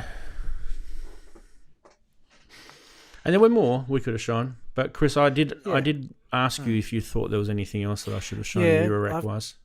Well, you're interested in hearing if I have any... Because I've just got a big list here. It's a big spreadsheet of everything that was at Superbooth, pretty much, that I thought was at least mildly interesting. Mm-hmm. Well, do you want to hit it with me? And then we can talk. We can do it as another show, maybe. Possibly, yeah. The Expert Sleepers NTX 8CV. Yeah. I know it's not a particularly interesting module, but it does sort of fall into that category of useful utility. Once again, they're releasing Expert Sleepers are releasing stuff that's actually useful, if you know what I mean. Yep, Oz does. Yep. And they're sort of, and we've shown them their stuff before. So Mm-hmm. I guess it's sort of a similar tip, but I thought that was sort of noteworthy.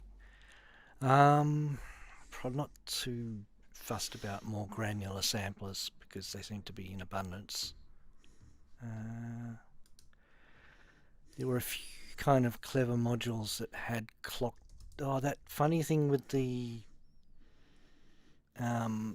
does funny things with clocks. Takes tempo and goes between two different tempos.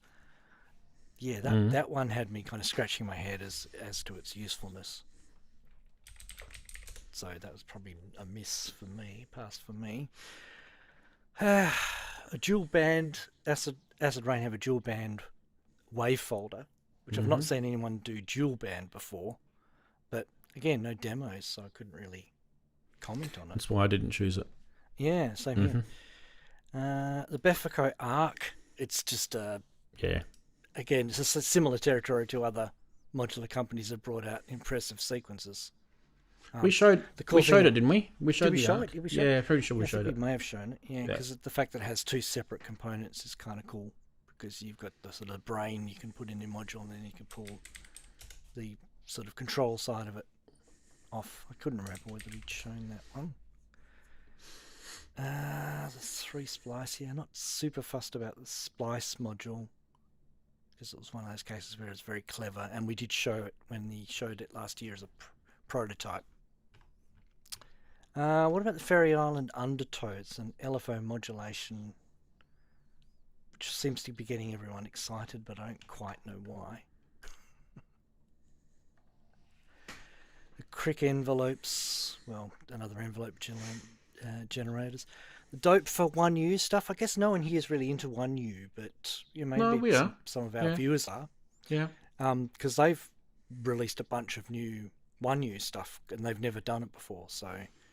I have a ton of good stuff. Yeah, they said it's hell's freezing over and Dope for released 1U modules. In fact, they've Steppy is better as the 1U than it is as a 3. Yeah. So then the newer step sequencer, they've released that as a 1U now as well, and they've got a few of their useful utilities as 1Us. A couple of different envelope generators, LFOs, VCAs, 6-input mixer. Yep. Yeah. And a tiny CV gate module, which I thought was cute, but not particularly exciting. What about the melt? Oh, well, again, have you seen Yuhi have released that, or have shown us that melt? Extremely expensive filter.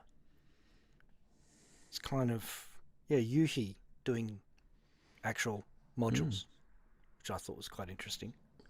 They have their Civilization oscillator, which I'm sure we've shown, but their melt filter is the new filter. I only got a very brief listen on Sonic State, really, to it. They haven't really shown much more than that. I didn't know they've actually they've already got 3 other modules already. I didn't even know that. Yeah. Wow. Yeah, it's interesting. Yeah.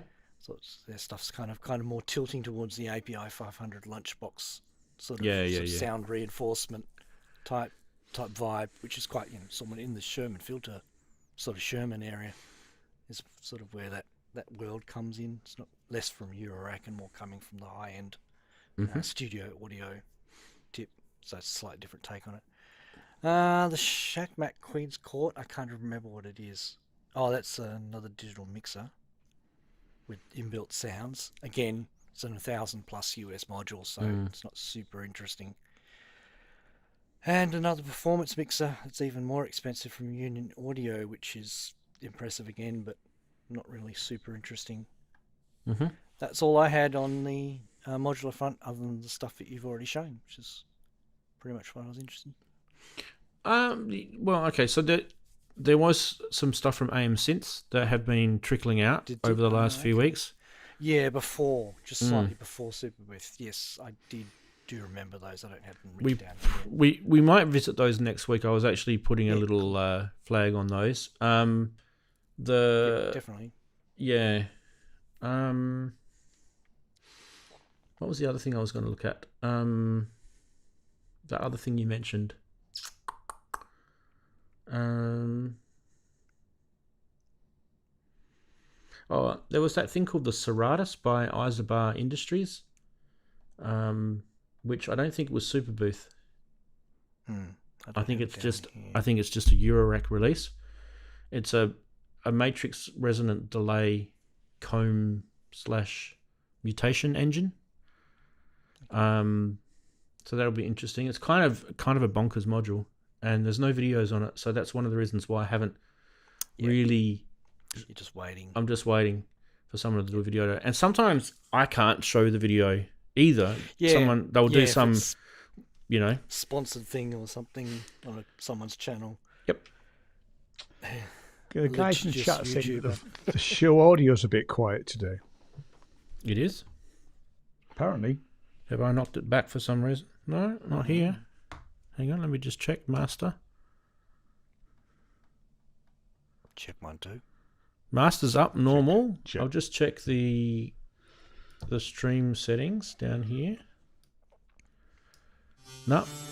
Stream settings are normal.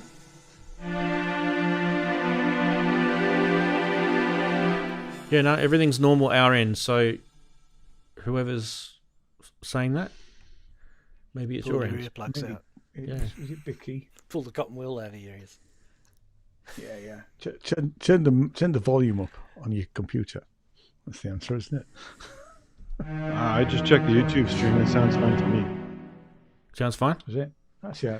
I haven't touched any of the. Oh, so you're saying the voices are quiet? We usually don't forget. I literally put 24 plus dB on that iPad, so that's probably loud as a pumpkin right now. Yeah. Yeah. So Chris, what we'll do, just as a general rule, is I prefer if we've got something to show, at the very least, a SoundCloud demo or something. I mean, if we have to at stretch, but I do prefer if they can actually produce a video. If you're going to release a module, produce a video and show it off. Go to the effort to show it somewhere where people can actually look at it before they buy. I feel is kind of a pretty basic thing to do. It's exactly like we were saying at the beginning of the show. It's about marketing. Well, it is. You're selling a product, aren't you? Absolutely, yeah. Absolutely. So let's just pick the ones where we can show them, and then for the ones that haven't, they might be interesting, but they got to get their ass into gear. Basically, got to get their act together. All right, now Ian, I feel like it's time we did your amazing segment. But before we do, I thought we'd just drop down to Synth Quiz Central, and we'll sneak another clue out. I feel like we can do that. Yeah. So, boom, there it is. There, digital delay is your second clue. Bang. We are producing some interesting results here, but why don't we do Chris's favourite segment?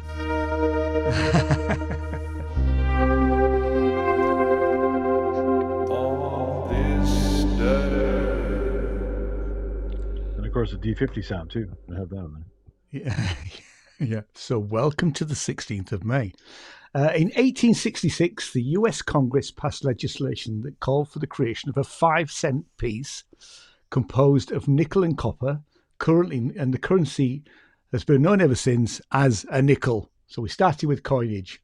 Jumping to 1919, born today, American pianist, singer, and TV personality. I vaguely remember this guy when I was a kid. Liberace. He had a career spanning 4 decades, and for a period, apparently his TV show, which I think my mother used to watch, would pull in over 30 million views on any one time, which was quite incredible, really.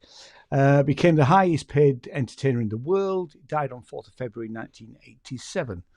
Jumping to 1944, another born today. Panamanian American jazz drummer Billy Cobham was born today. He worked with Miles Davis, the Maravich Orchestra, James Brown, Santana, and he also played on the soundtrack to the film Shaft. Jumping to 1946, another birthday, Robert Fripp, English guitarist, composer, and husband of Toyah Willcox, record producer, mainly known for King Crimson. And he had a 1969 UK number 5 album with the Court of the Crimson King. I first listened I never owned the Crimson King, but when you used to be able to go into booths, I remember I was probably about 14, walking into a record shop and listening to the whole album in a little record booth. And then my mate saying, he's going to come and buy it next week, which I never did. He also worked extensively with studio musicians, as a studio musician, notably David Bowie on Heroes and Scary Monsters, Brian Eno, Porcupine Tree, Andy Summers, people like that. He obviously invented flippertronics, which a tape looping technique. It marked the first real-time tape looping device that evolved from the systems built in electronic music studios in the 1960s by people like Telly Riley and Pauline Oliveros, and was made popular for the use of ambient movement by Brian Eno. Now, obviously, it's almost on anything, particularly the Soma Cosmos is pretty much flippertronics. And now having a copy of a Soma Cosmos, I know exactly what he meant. Jump into 1947.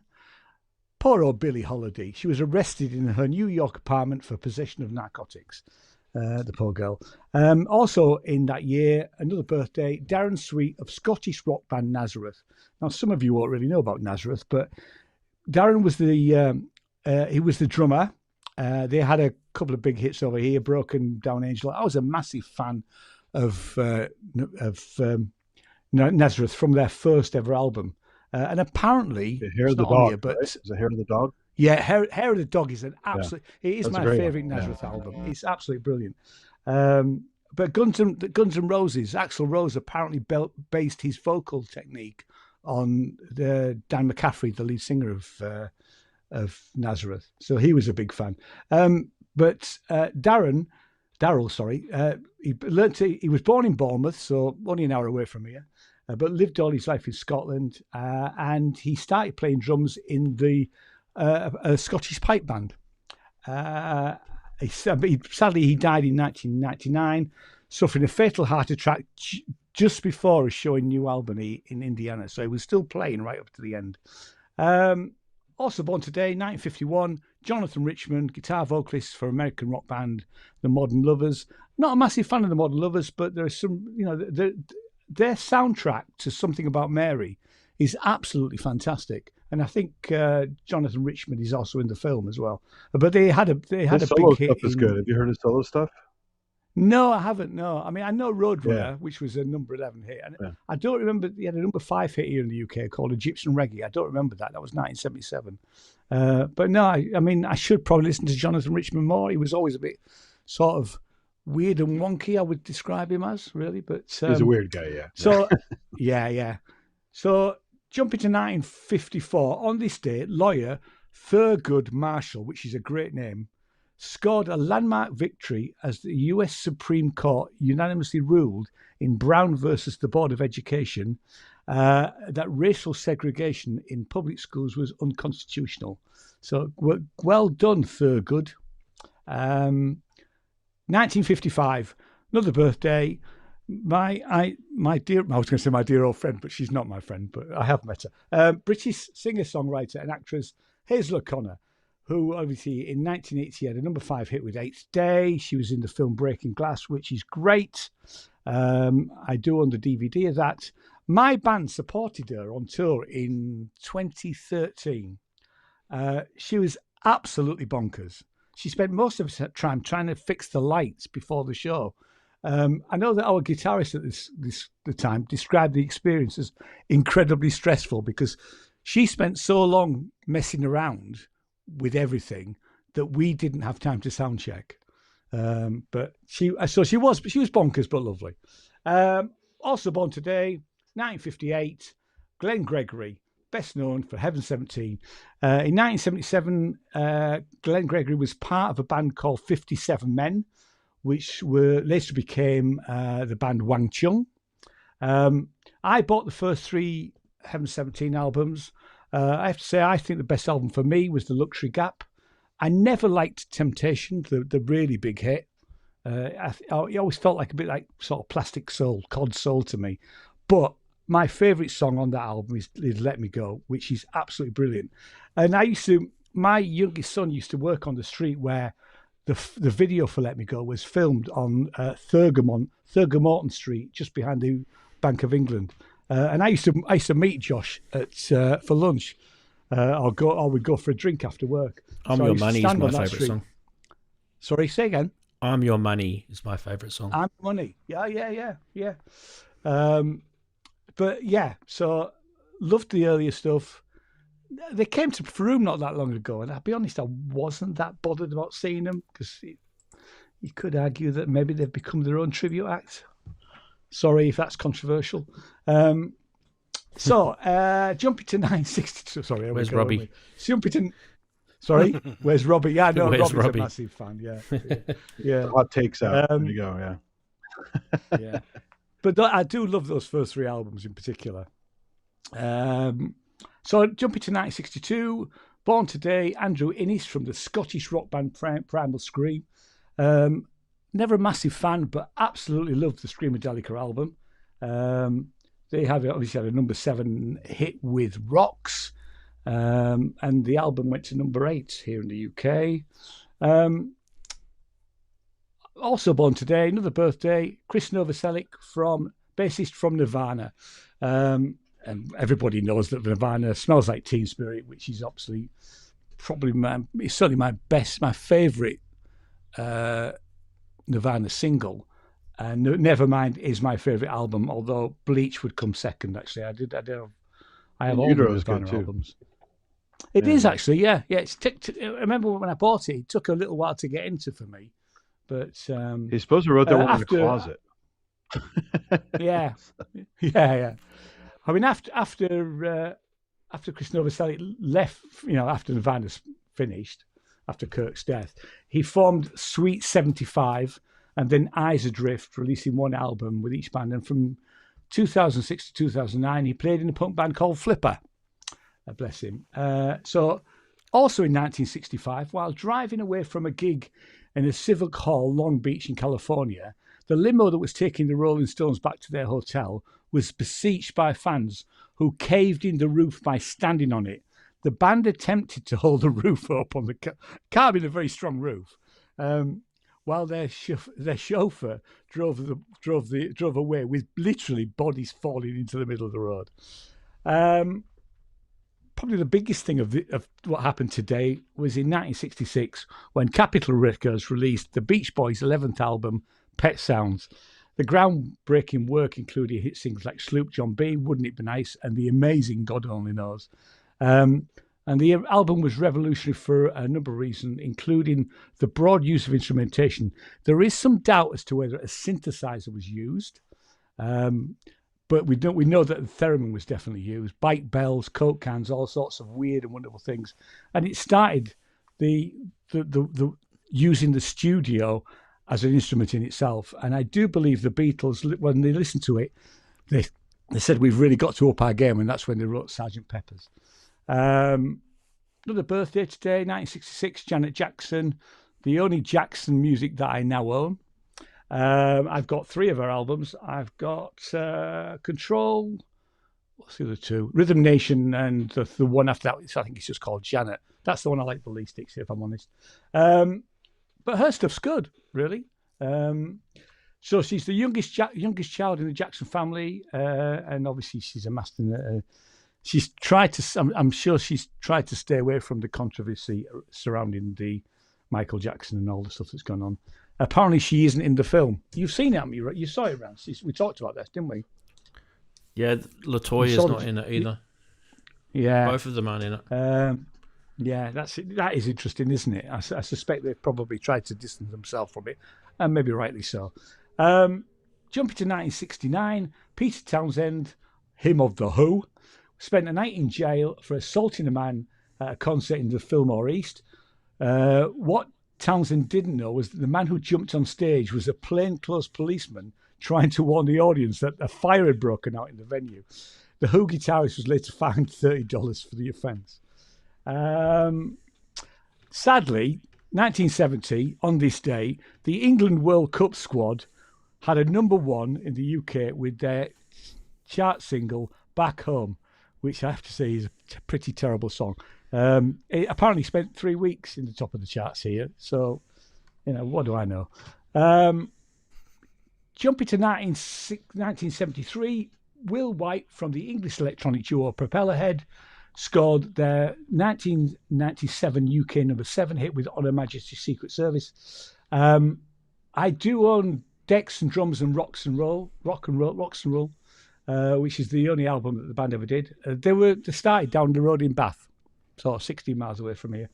Patti Smith, 1996. Patti Smith made her debut at the Roundhouse in London. The American singer, songwriter, poet, and visual artist became a highly influential component of the New York City punk rock scene. I have to say, I was never a fan. I liked the song that she wrote with Springsteen, and I got a copy of Horses because I thought that song would be on it. Horses is the album Because that the Night. Yeah, that's it. Great song. Yeah, it's good. Way better than the cover years later. Yeah. And I have to say, I just never really got her. I mean, I didn't like Horses at all. The Patti Smith group, which is the Easter, is the album where Because the Night is On, is okay, but it just maybe I'm missing something. But the fact that she's so revered just doesn't work for me. One of her songs really. you can't even mention because it has the N-word in it. Oh, really? Wow. Oh, yeah. Well, that happened to Elvis Costello as well, didn't it? Actually, the title of the song. Oh, wow. Really? On this day, 1980, Paul McCartney, him of the Beatles, released Pat McCartney 2, an album, and he's about to release a new album end of this month, I think. I've actually listened to a couple of tracks. I'm sorry to say, Paul McCartney, great bassist, great songwriter, can't sing anymore. The voice is gone. He sounds like he's Mr. Wobbly Gob, really. His vocals are all over the place. Ringo sings on one song, and Ringo's obviously the same age, early 80s now, aren't they? Ringo sounds great. Ringo sounds like he's like he always did. But I'm sorry, Paul, you lost it, mate. Nobody else is telling him that. Not that he'll ever see this.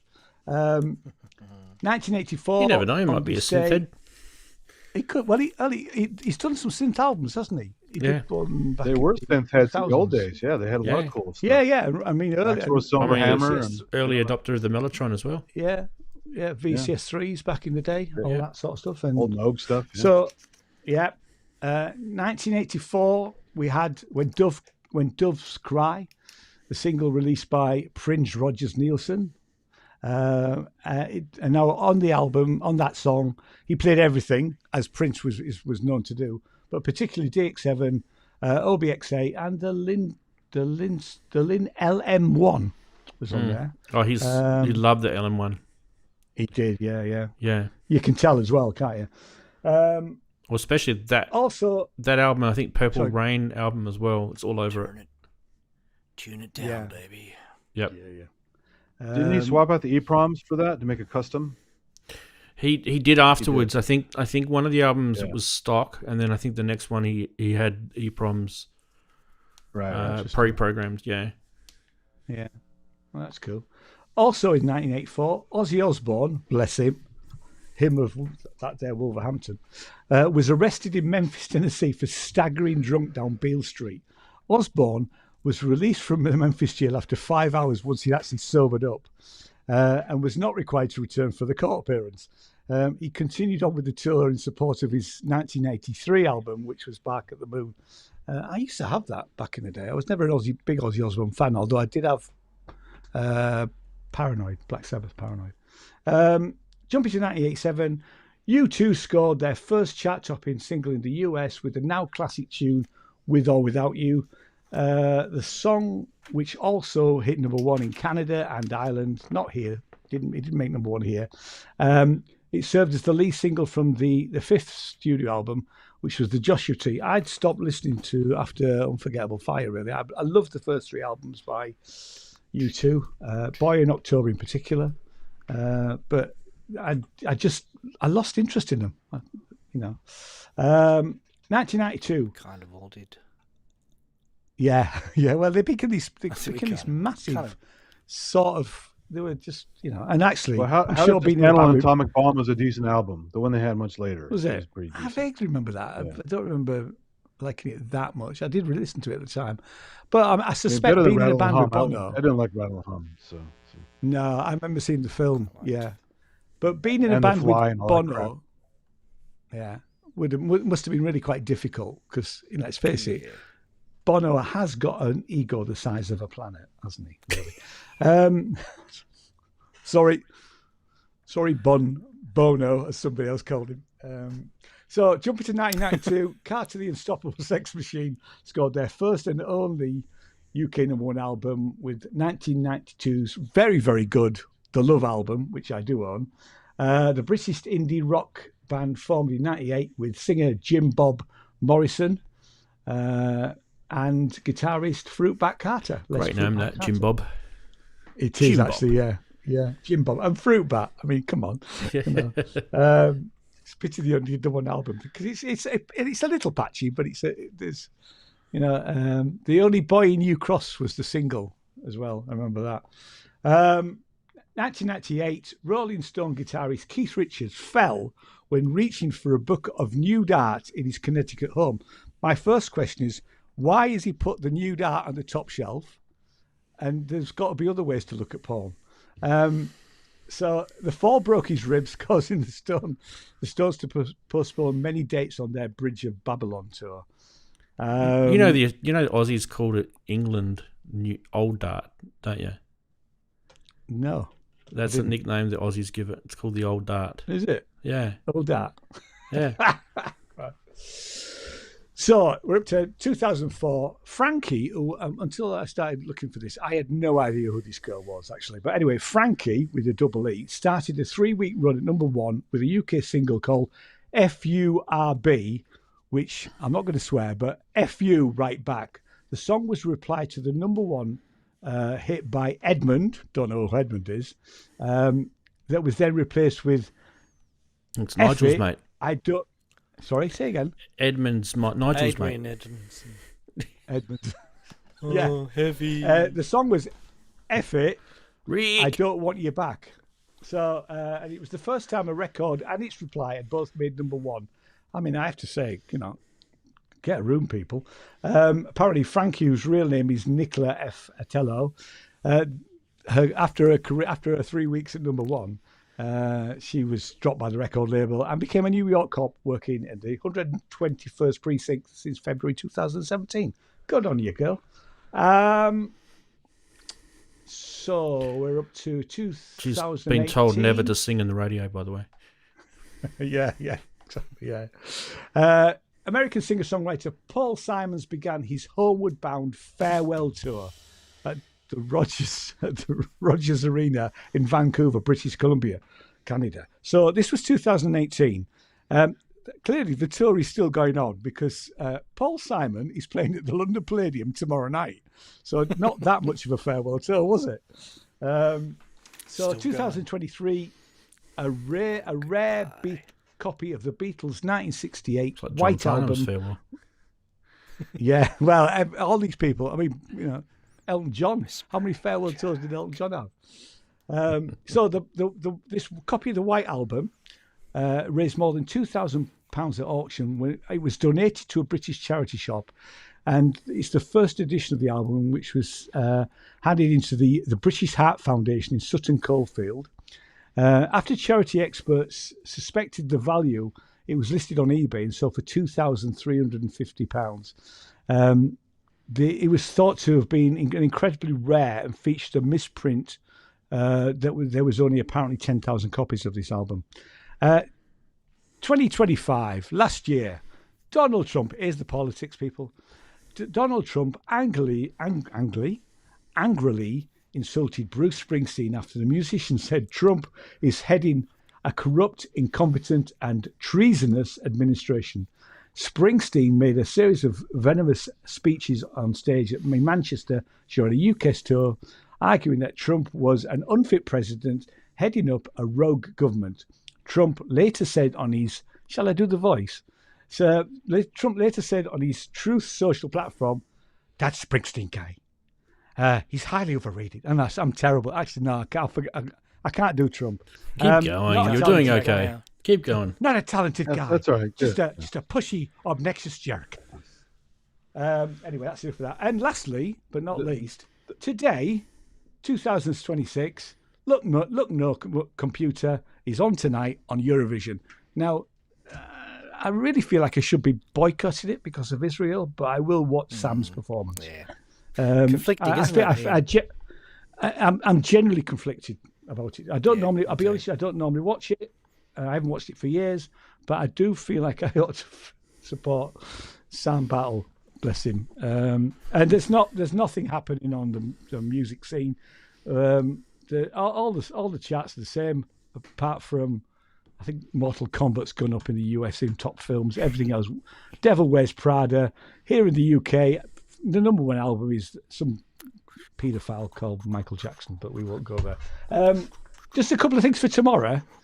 In 1792, there was a meeting in what is now called Wall Street in New York City. 24 businessmen took the initial steps of forming the New York City Stock Exchange. So that'll happen tomorrow. And also in 1900, the first publication of The Wonderful World of Oz, which is L. Frank Baum's book, which obviously then became a classic film. That was today. Wow.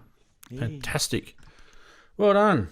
By the way, the great thing about Born in the USA is most people don't know what it means. They think it's a pro-America song, and it's not. Yeah. They're so stupid. Did the Republicans use it? Yeah, they always, Yeah. Well, of course. But I mean, even then, they should know what it really means. It's just so silly. Absolutely. Yeah. Well, Synth Geekery show is like my idea. It was a big, beautiful show. I came up with it myself, and I told Ranzee about it. It's like these so-called alpha males want to use YMCA, which is like a gay anthem, and it doesn't make sense either. I don't get that. So, So the news is we've got some Eurovision news, haven't we? So there's two bits of news for Eurovision. So how's Sam going? Well, he did. I hadn't watched it, but he performed on started? It won't start till tonight. It won't be till tonight. No. So it'll be. You guys will be asleep when it all kicks off, I guess. 3 a.m. But it's a bit of a farce because there's 5 countries that paid the most, and we are one of them. So we are automatically through to the final regardless. So Sam did perform at yesterday's semi-finals. I don't know why. I suppose he's treating it as a rehearsal, which is what. Yeah, I know.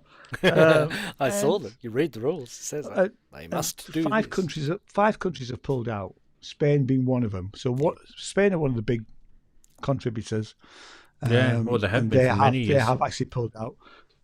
So you could. I mean, certainly, in my opinion, we shouldn't be having Israel there, because the minute Russia went into, I know we're talking politics now, but the minute Russia went into Ukraine, Russia was pulled. But not. Anyway, I won't say anymore. So Sam's not very popular. His entry is not doing well. Well, I think there's been a bit of a backlash. Bit of controversy on it because of Israel and because of Gaza, and people are saying that we should be boycotting, even watching it. Like I say, I feel quite conflicted. I don't know. I'll watch the whole thing, but I want to see Sam's performance. Well, the Aussie. Oh, does he mention Israel in it? I guess I didn't see the whole thing. So. No, it doesn't. No. It's nothing to do with Israel. No. His performance is like a take on television, idiot box kind of, with these men running around. I don't really want to sort of give it away because you need to go see it. Oh, but right. yeah. Yeah, you do need to see, yeah. So the news from Australia is that our contestant is through to the final in Vienna. Final, yeah. So that's if you're wondering who it is, you actually may have heard of her. Her name's Delta Goodrum. She's been like a recording artist for at least 20-25 years here in Australia, and she's had some successful albums, probably a #1 album at one stage. You guys will probably know some of her songs if you Google her. But I feel like her fame was a little while ago. She's kind of been quiet, probably for the last maybe 5 or 10 years, I guess. So she's pre-COVID sort of, that time. Yeah. But yeah, so she's through. And Australia doesn't pay the extra fee, so we get knocked out. I don't even know why Australia is even in it, to be honest. I think it's ridiculous, personally. Kind of guests. Yeah. Yeah. I think that they invite us because we contribute, I guess. Yeah, we're glad you're there. To the voting. Speaking on behalf of my country, we're glad you're there. I mean, we're full of Europeans, aren't we? So yeah. At the end of the day, we're basically just Europe. Apparently, the main controversy I saw yesterday has been about block voting in previous ones by Israel. Because apparently anybody can vote up to 20 times. It's changed this year. You can only vote up to 10 times. But apparently in Israel, they've been block voting. Obviously you can't vote in the country, but outside of the country, they've been getting people and advertising to block vote. So, and I don't think generally that doesn't happen anywhere else. There was a New York Times article which I haven't seen. Was it early this week about that? I must try and find it actually. Okay. Well, guess what we got time for now? Ooh, yeah. Thanks to Ian, who's let us do this. Yay! Indeed. Oh wow. Fantastic. Oh, we've got someone missing there. Okay, we'll fix that. Do not worry. It's been Andy all week, hasn't it? Andy, come back, Andy. There we go. All this there we go. I'm in the dark side. I don't get these auctions that sell these pieces of paper. Schematics. Yeah. Circuit board layouts. Anyway, 175 US. It's all yours. It's the blueprints for the VCF and the VCA. That's kind of cool. Those blueprints. I could see that. Okay. I'd put that in a frame, I think. Well, yeah. But not for $175. You've got to get him to post it from Beers. They drink a lot of beers in Belgium. From Beers. B-E-E-R-S-E. It's probably not pronounced that way, but I just thought I'd go there. They sell pints, apparently, Chris, in that place. It's their biggest export. Wow, we could be here all day. Stop, please. Please stop. It's time to play the Tell Him He's Dreaming for the comedy stuff, right? So I can do it. I can. Right, next is the Arturia Microbrute. And I don't think I've ever shown a Microbrute on PriceWatch before, because PriceWatch isn't always about scams and bad deals. Sometimes it's about insanely cheap deals. It's only €96. I wonder if it's all sticky. Cheap. It is a bit cheap, isn't it? I wonder if it's the sticky one like I've got.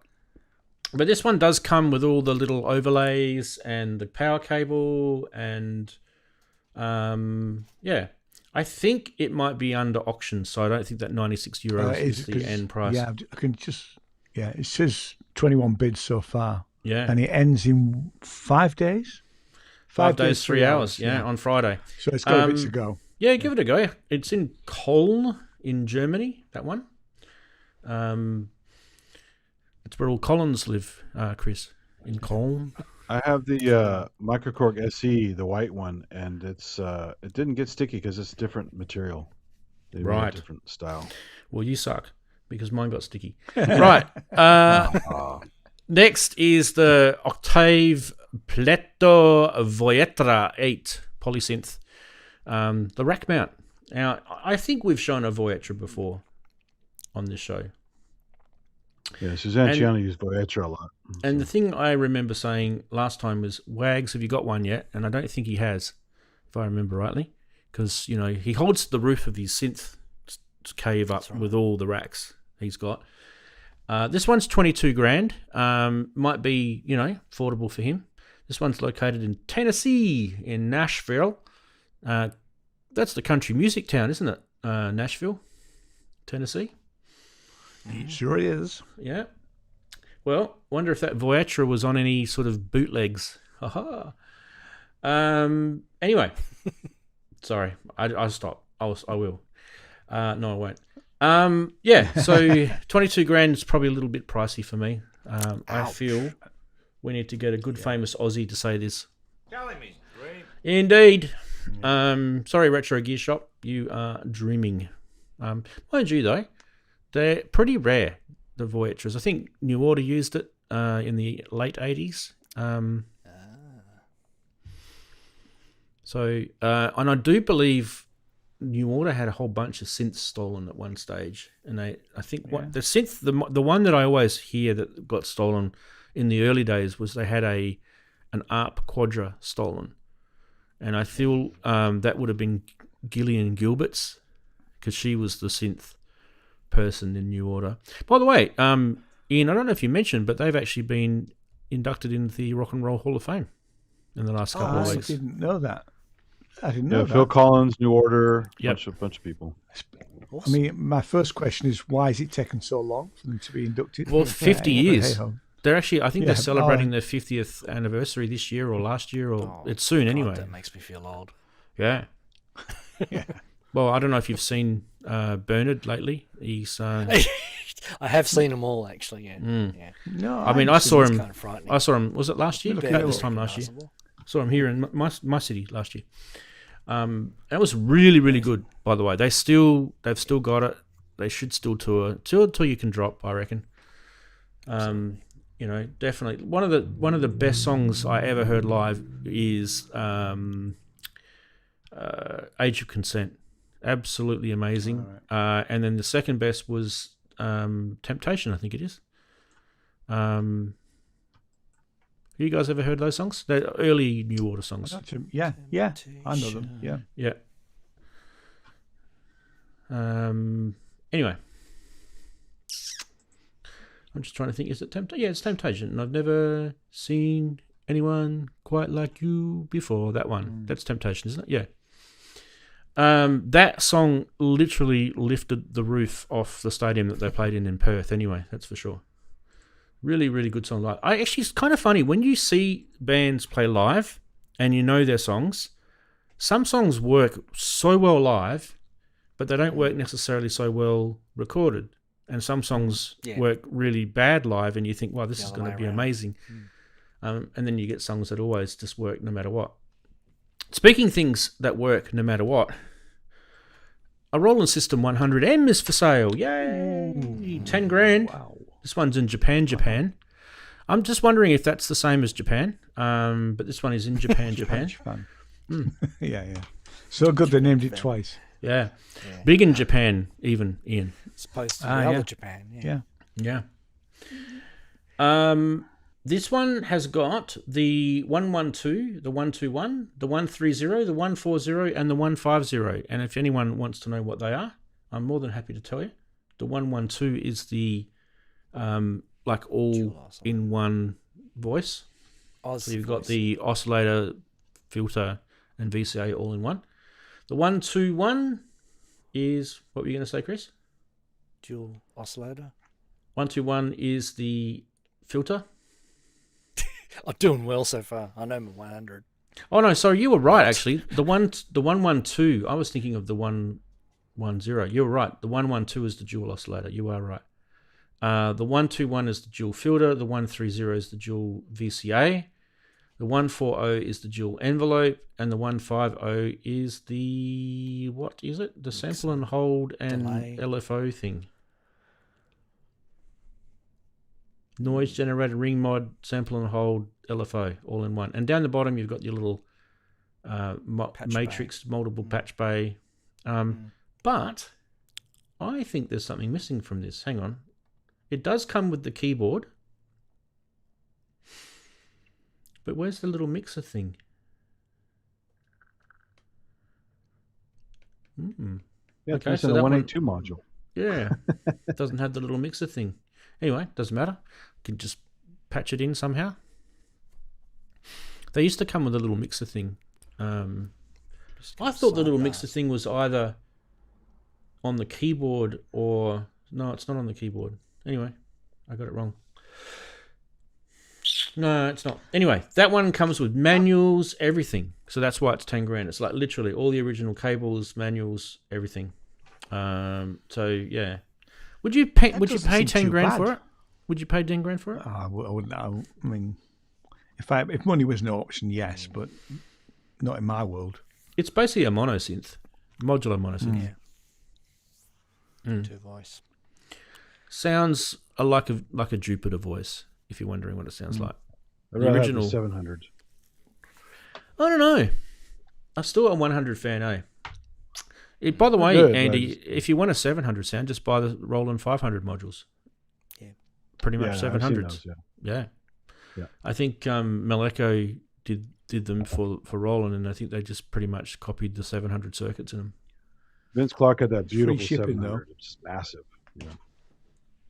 Free shipping, yes. You saw that. That might be the 500 extra that he's chucked on the price tag there. I think he wants 10 grand. But geez, at the moment, to ship anything anywhere in the world, it's just insane. It's just like, I don't know, did we kind of come out of COVID and, you know, a few years went by and everything just went like nuts in price, didn't it? Don't you reckon? Like if you go pre-COVID, if you go back and have a look at price lists pre-COVID, have a look how much things cost to ship, have a look at everything. It's just things have just gone nuts. Yep. I have a little conspiracy theory about this. I think that governments and whoever, business, families, governments, I'm not going to go there. I think they're trying to grab the cash back that they lost during COVID because some of them lost a lot of money. Maybe. When they locked people down and stopped However, things shipping from has happening. to go because fuel went up, so it's just going to happen. Well, this is even before fuel went up, Andy. And I don't know if you guys, we had that little dip, right? We had a couple of weeks of a dip with fuel, and then it's kind of reset itself back to normal-ish again, where countries have gone, okay, well, we won't get our fuel from you anymore because we'll get it. Like, it's only 30% of fuel comes from the Hormuz Strait, whatever it's called.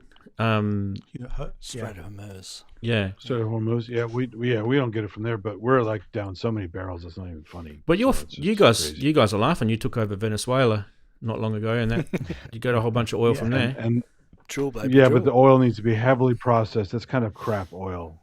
And you know, there's different oil, don't you? There's different oils. Yeah. Right. Yeah. So not necessarily all oil is for your motor vehicle. Oils. Yeah. So. But anyway, like Australia, we've got friggin' oil in our country too, but it's different. It's not the oil that you want to put in your car. We did have the oil in the North Sea, but I think we gave it away. No, you didn't give it away. I think. There was that thing that. You know, that was really weird, Ian, because I was talking to someone about this the other day, and it was POM, and nothing. I don't mind calling you guys POMs or English. It's not a. No, absolutely, I don't mind. Not a slap, right? It's not a slap. No, it's absolutely not. It's meant with love. Yeah. We were talking about this thing, that the North Sea thing, right?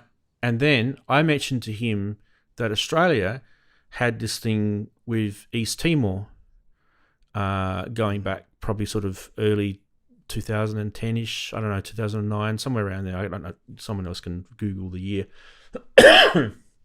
And we got in trouble because we got caught spying on them, which is what the story is. And so, as a payment, we gave them our oil that we had owned. We owned the oil there. We gave it back to them. That was our punishment. So we literally lost all this oil that was ours. Yeah. Wow. And we were literally looking after that country as a caretaker country for, well, probably over 100 years by that stage. That was our job, because they can't really stand up on their own feet. It's one of those smaller nations that really need, they need the administration of a bigger country to sort of get by. And we gave them the oil back. Just insane. And it happened around the same time as what happened with the North Sea. So I'm kind of thinking... yeah. I mean, Biscuits just said that we Thatcher, Margaret Thatcher, the first female Prime Minister of England, who shall remain nameless. Thank God she's dead. She sold the fields to France, apparently. I mean, that may be true. I don't know. I heard that there was some companies involved that were not of UK origin, that we could have done better with it, apparently, than let the companies that we did get involved. Anyway, I don't know. But there ain't much left, I believe. Well, I think the world's learning some lessons right now, aren't they? Absolutely. Yeah. You don't need. Yeah. We need something else. When you poke a certain bear, it does tend to bite back. Yeah. Ouch. Yeah. I don't know I honestly don't know what that idiot with the red hair is thinking right now. Honestly, I don't. He's such an idiot. Seriously. Yeah. Oh yes, Thatcher the Milk Snatcher. I remember that as a kid. So Margaret Thatcher was Minister for Health, I think, and she stopped British kids having. We used to get free milk at break time at school, and she stopped it. Yeah. Them were the days. I was at junior school, I think, or primary school. Yeah. I'm reading the chat. We are going to do the third clue for the synth quiz, because that's it for Price Watch. Yeah, that was 4. So let's go across here. Third clue time is there. Oh, break P slope. Oh my God. Okay. Oh my God. Okay. That rings. There we go. I can never. Yes. There's your third clue. That probably sideways some people's ideas. Oh, I'm going to go back this way. That's why you should always wait for the third clue. Oh.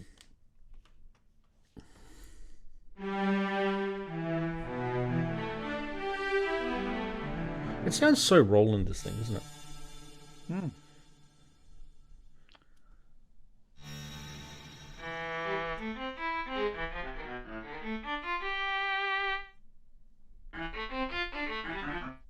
Sounds very digital.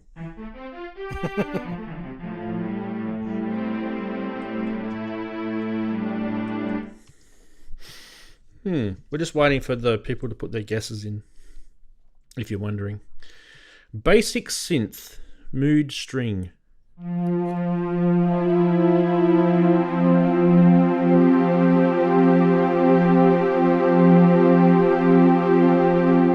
Sounds very Rolandy. Oh, we've got some pads here. Andy?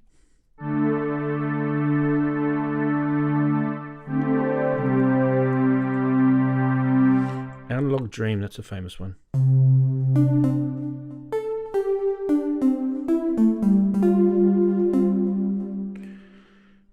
What else? It's got a D50 stack here. Oh yeah, there we go. Yeah, sounds like it. Yeah. Some of these I recognize.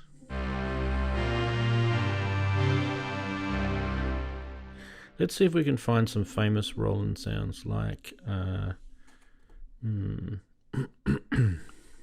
It's a go-go. Or How do we get rid of Or packs? Bottle Blow or one of types? those. Oh, here we go. Yeah, a version of soundtrack's not quite there, but it's close. Yeah. Sounds terrible. No. It's an attempt.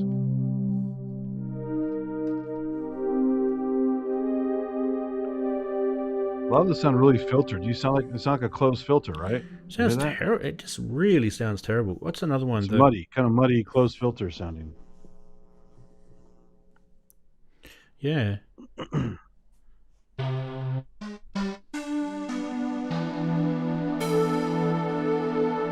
That's the Galileo.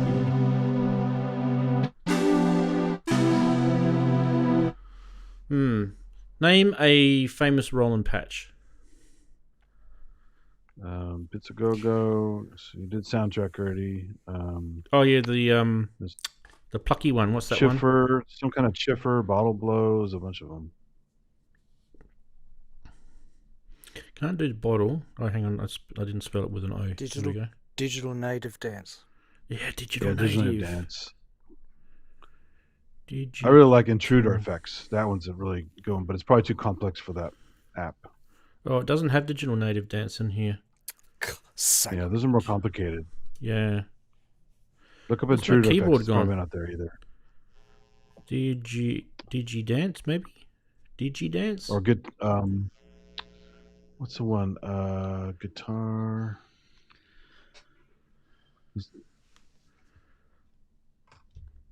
Gritar. There's one called Gritar. It's a guitar that's kind of a mixed sound. Gritar. No. There's this. That's mine. Crazy. How about What the hell was Pressure that? Me Strings? There's Pressure Me Strings when you need Aftertouch for, but since there's no Aftertouch on, they probably didn't put it in there. There's Pressure Dome, which is an arpeggiator thing.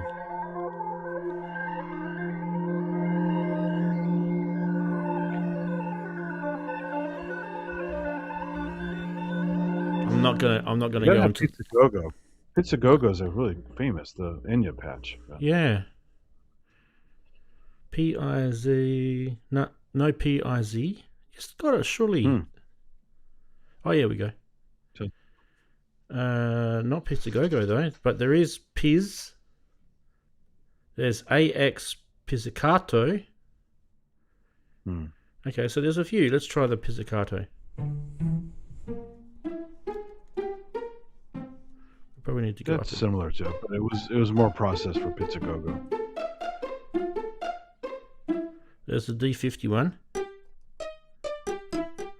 That doesn't sound like the D51. Nah. What's the AX1 sound like? That's like regular pizzicato stuff. Nah. Nah, it's there, but it's not. You know what I mean? Like it's kind of It's half-assed D50. Yeah, it's not. right. What do we got? Synth quiz guesses. It's like a We've D20, right? The T20 or something like that. Okay. Synth quiz guesses.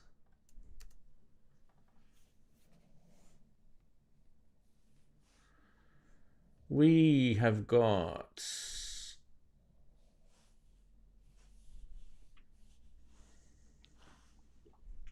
Droigan with Let Me Win, Why Don't You?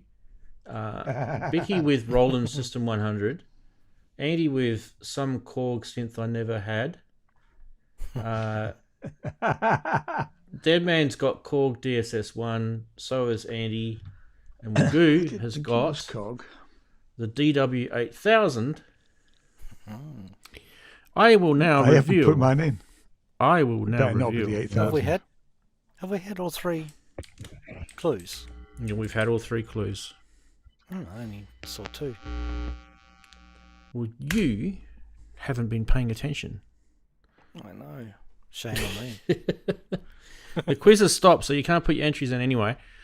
Because the answer is Ian. What's the answer? Oh no, DW8000. It is. Oh my god! I knew it. I knew because Ian didn't even notice when he put it in. I thought, oh, I think Wagu got it. So there you go. That's No, Poor Ian. no. you got For him. 1 week Caught I him don't now. put it in. And that's why I put the DSS1 because it's a DW8000 with a sample engine on it. Yeah. So just in Yeah, case it you were is. playing around, I threw that in there. Yeah. So the winner will be Ian. No, it's not Ian. No. It's it's Wagyu again. I'm pretty sure identified the DW8. There we go. He EW8000. did it on my behalf, though, didn't he, Wags? He did. You did a proxy vote for you. Yeah, he did. Yeah. I mean, it could have been quite a lot of synths up until that third clue, really. I mean, probably DW6000, does it have the break P on it as well? I don't remember. I don't know if it's got all three things, though. That's the thing. You got to have all three, right? So let me tell you where they are. Yeah. Where'd my little notes go? So the auto bend is printed in the parameter matrix under the parameters 16 to 18. It's a unique dedicated feature that automatically sweeps the pitch up and down into large note at the exact same time as the key press, independent of a standard glide or portamento. It's actually a pretty cool feature, by the way. Yeah. The break P/slope, which was the third clue, that was printed in the VCF envelope generator section and also in the VCA envelope generator sections. So rather than a standard 4-stage ADSR, you get the extra 2 bits. So it kind of coincides with, at the time, Korg were definitely loving that envelope. They had it in the Korg 800 as well. Poly 800. Poly 800? X800. Poly, Mark the II. Poly 800, and they also had it in the 6000, because the 6000 was a cut down version, Okay. wasn't it? Pretty sure it's a digital envelope too, if I remember rightly. Oh yeah, definitely. Because it would be difficult. Well, you could do it analog, but it would be a lot more chips, a lot more circuitry. Anyway, then the last thing was missing on the DW6000. the digital delay, I think. Okay, delay. I know they're pretty similar. But... Yeah, that's printed on the main header for parameters 81 to 86. It's highly unusual for an affordable analog polysynth in 1985, including this built-in digital effect, which comes complete with its own dedicated modulation setting. There you go. So,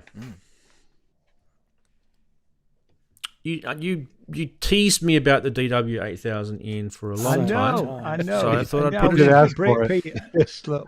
I know, and I'm seriously kicking myself now. I should have put it in, Yeah, but I didn't. they always So, there's an old saying: you've got to pay attention. You've got to pay attention. No, that's true. Yeah. Very true. If only I could get my son to do that at school. That'd be good. My own fault. It's my own fault. I've only myself to blame. That's what Judge Judy is famous for saying on TV here. Why don't you pay attention? God, I've not Oh, seen that Judge attitude. Judy for years. Judge Judy, I reckon the best thing she ever taught the whole world, because she said it a lot, and she did a show for many, many, many years. I think she's even still doing it. Is she said that you have to have a good memory if you're going to be a liar. Yes. That's a great bit of advice from a judge. Yeah. It's true. Yeah. So who's already got themselves the Xenology GX, which I misprinted as Genealogy. Genealogy. I can't because my iPad is an older OS on purpose. I'd have to update it to install that. So I haven't updated my iPad for ages, Andy, and I still installed on mine. Yours must be really I'll old. give it a shot. Well, I'll give it a shot. We'll see. But I just don't want to break other apps I like Mine's, a lot. Mine's an old iPad Air, but Mine is Because I have a few apps. before that.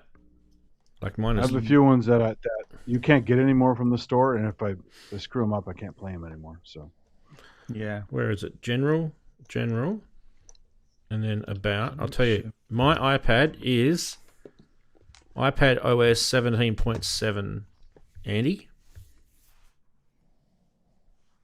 Yeah, mine's much older than that. And mine's an NPA 52B. So that's how old mine is. I think it's like Pro 2. I think you're Gen 3 iPad Pro, right? That's the one Yeah. I have with this. I think I'm Gen 2 NPA. Gen 2. Yeah. One of those two. Like Oh, just mate. Gen 3, Yeah, Gen mine's 2. eighth. Mine's really new by comparison. 8th generation. Mine. The last recent app I could install was the Waldorf microwave, but the microwave XT didn't install. One of those later Waldorf plugins wouldn't install, but the Blofeld. The Blofeld wouldn't install from that iPad, but the microwave did. So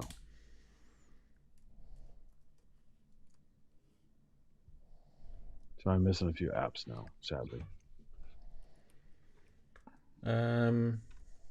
So mine would be like 2019 or 2018, somewhere around there, I think. No, maybe even before that. I'd have said before that, surely. Yeah, I So bought it's a refurb one of those. It's written on the back, isn't it? The little A number on the back. I need my phone to read that. Oh, well, I need to. Mine's in a case.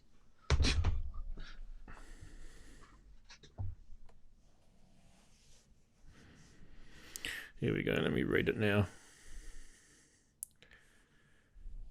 A1671.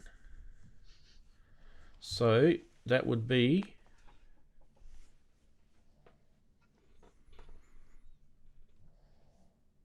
2017.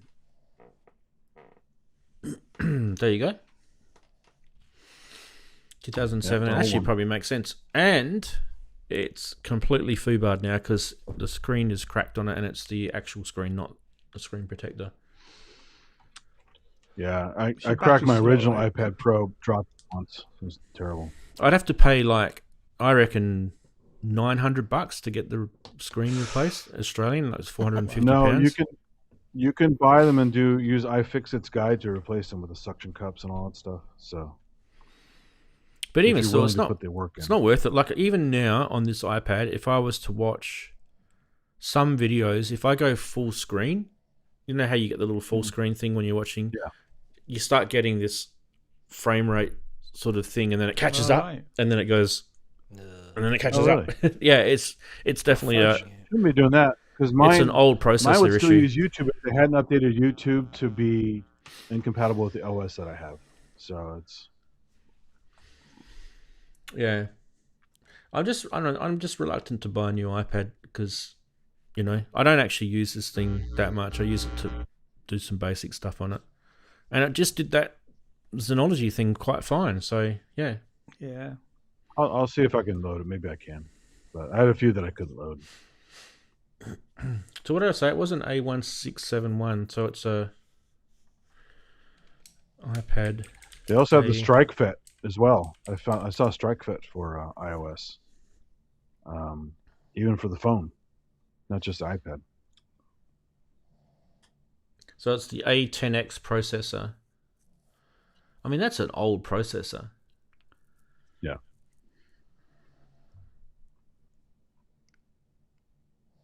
This thing's, I think mine is 256 gig. Actually, I don't know what it is. I've never. I think when I got it, I didn't really care how many gig it was. Yeah, it's 256. Mine's 256 too. But when you think about that, Ian, 256 back in 2017, and then you go to buy a new iPad today, and they're pretty similar sort of size memory specs on them. I actually think that's a bit disappointing, personally. It is, yeah. Yeah, where did Moore's Law go? Moore's Law on drive size, yeah, that died a long time ago. But Moore's Law processor, that died years ago. Yeah. Intel kind of ruined it, I feel. They had their chance to. They just wanted to stick with that i86 code base, didn't they? They just really wanted to stick Well, you know what they did for a long time is overclock shit. And that's just brute force stuff is not good, you know. No, it's just they're rehashing the same chip and just spinning a whole bunch of BS to the world. They made about some what chips. They've done. They made some impossible to overclock, and I had a Intel Celeron 300 trying to run it like a Pentium 3, and I overclocked it for games, and it worked great for a year, and then it burned out. Oh well, you got it. You saved Got some a good money. year out of it. Yeah, you saved some And money. then the P3 was cheap, and I bought a P3. So I used to build years ago. I used to build Celeron workstations for people for their work, and they used to always complain because they would be like, "Oh, I can't play games on this," and I'm like, "You are at work, and you're not supposed to be playing games." and we called them celeries back then. Celeries, yeah, we did, yeah. I remember. And so, like, I'd get these clients ringing me up, and they'd be going, "Oh, I heard you've got to bring like 10 PCs down. Can you give me the best one?" I'm like, "Dude, they're all the same." Yeah, exactly. They're literally exactly the same. Because we used to use things like, back in the day, we used to use things like Novell ZenWorks, and people would log in, and they'd have hot desks workstations, so they could log into any workstations, and it would suck their user profile down. And if they had any applications, it would send the install in on their login, and also at the same time, it would lock the computer down so that they wouldn't be able to touch things that we didn't want them to touch as well. So that was all done through ZenWorks. So this is before they had better group policies and stuff with Windows servers. Yeah. Anyway, so people would like whinge all the time that they, you'd be like, "Oh, I can surf certain websites, but I can't get to, they'd list some website, Pornhub or whatever." It wouldn't be that, but it'd be something dodgy that they'd be trying to do. And it'd be like, "Yeah, there's a reason for that, mate. And that's because that place is full of viruses, or that place is bad, or your boss doesn't want you doing anything other than checking your emails." Yeah. So we had this web filtering thing when I was an Icon called WebSense, and it was smart filtering. Yeah, I remember WebSense. Sites and stuff like that. Yeah. And we'd see the WebSense top 10 offenders, and all the guys visiting from the Japanese office upstairs by the CEO were all surfing porn at work. It was the funniest thing. Yeah. It's just, and so somebody had to talk to somebody, because at some point you can't allow that, even though they're kind of running the show. It's their company. And it was very awkward. Well, I'll tell you an awkward story. I actually got this question the other day when I was at soccer. One of the dads was saying to me, "Oh, so you work in IT?" And I'm like, yeah. He goes, "What was the most awkward thing you've ever done?" And I'm like, "How long have you got?" But I picked one, and the wife was sitting next to me while I was telling the story, and she was like, it was actually good that she was there because she remembers this. So we had this client that's an accountant, right? And they were in the same building. We had this multi-story building. They're in the same building as us, and they walked down the hall, caught the lift up to our suite, and came in and said, "Look, we need a new IT guy. The other guy we've got is unreliable. Can you come down and help us?" And so we built a nice relationship with them, and over about a year or so, did a few jobs for them over then. So they kept using us. And then one day, the boss, the accountant, comes the wife. She's like the office manager, but that's his wife. She keeps complaining that her computer's running really slow and she can't get any work done, and there's some weird pop-ups that keep coming on it. And this is back in the day of Windows XP, Andy. So we went in there and I did a forensic search on her computer with all the basic stuff that I had. And we discovered that she'd been surfing porn sites. And in her board, like, she honestly, this was completely a shock to me, because if you knew the lady, it would be the last person you would pick in the world. It'd be like some beautiful old gentle lady that you've met, and you'd think, she'd knit jumpers for you, that sort of thing. Anyway, she'd been surfing. A quiet storm. Mate, she'd been surfing porn sites, and it wasn't just normal porn; it was gay porn, but it was men gay porn sites. And so at first I was scratching my head going, did someone else use your computer? Because I just didn't believe it at first. Anyway, so I was telling this guy the story. The thing that was uncomfortable about this whole story is that obviously we had to tell the boss, right, the accountant. Yeah. And there's nothing, I can't do anything, I can't hide that. The stuff is there. You have to explain to people what's going on. their marriage didn't last about 5 minutes after that, and the business split. It was just, that was literally the first domino that fell down. Yeah. Wow. And it was like, I felt responsible. I feel like I could have just zipped it and just gone, oh, I don't know what's wrong with your computer. You might have to get someone else. Yeah. Honestly, it is sliding doors. Yeah. But the thing is, butterfly effect. I think it needed to come out. You know, the truth needed to come out. Yeah. It was going to come out. If it wasn't me, someone else would have discovered sooner or it. later. He would have found it himself even worse, when I worked at a laser company, our CIO had a lot of trouble with his computer one day. So I go in there to help him out. And I had to go tell my manager, dude, that thing is covered with porn. There's porn icons on the desktop even. You could tell there's fleshy colored icons on the desktop. This guy's a super porn freak, and he has me checking his computer like it's no problem. I'm like, is he crazy? Is he testing me? What is this, right? And I said, I don't want to flat out tell him what's wrong because he's the CIO and he's going to fire all of us if he wants to. I let the manager handle it. I said, you go figure this out. And I think they ended up talking to HR because he wasn't there much longer after that. So it's like, because I used to work in the Department of Health Sciences, right? So I'm teaching nurses to use computers, and we used to take web domains, and one of the web domains was for a sexual health course. It was called sexualhealth.co.uk. So it's going to be a legitimate site in the Department of Health Sciences. It was hacked by some porn site. So it went on the whole department about the fact is, if you put, have you looked at sexual-health.co.uk lately? It is a porn site. So everybody's going on their computers and checking the fact that it's this porn site. Probably had some good cross-eyed scripting on there, I reckon. Yeah. I mean, they took it down and they sorted it, but for a while there, you know. Interesting. That's funny.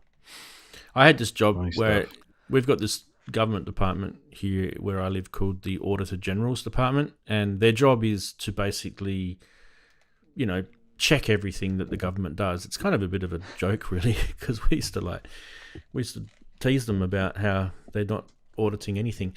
Anyway, no, they actually do real stuff. So one day they rang us up and they said, right, we need you guys to do some penetration testing and some brute force testing and all this sort of stuff. And we want you to write a report, and we want you to do it by state government level department. So like for you, Andy, it'll be California government, right?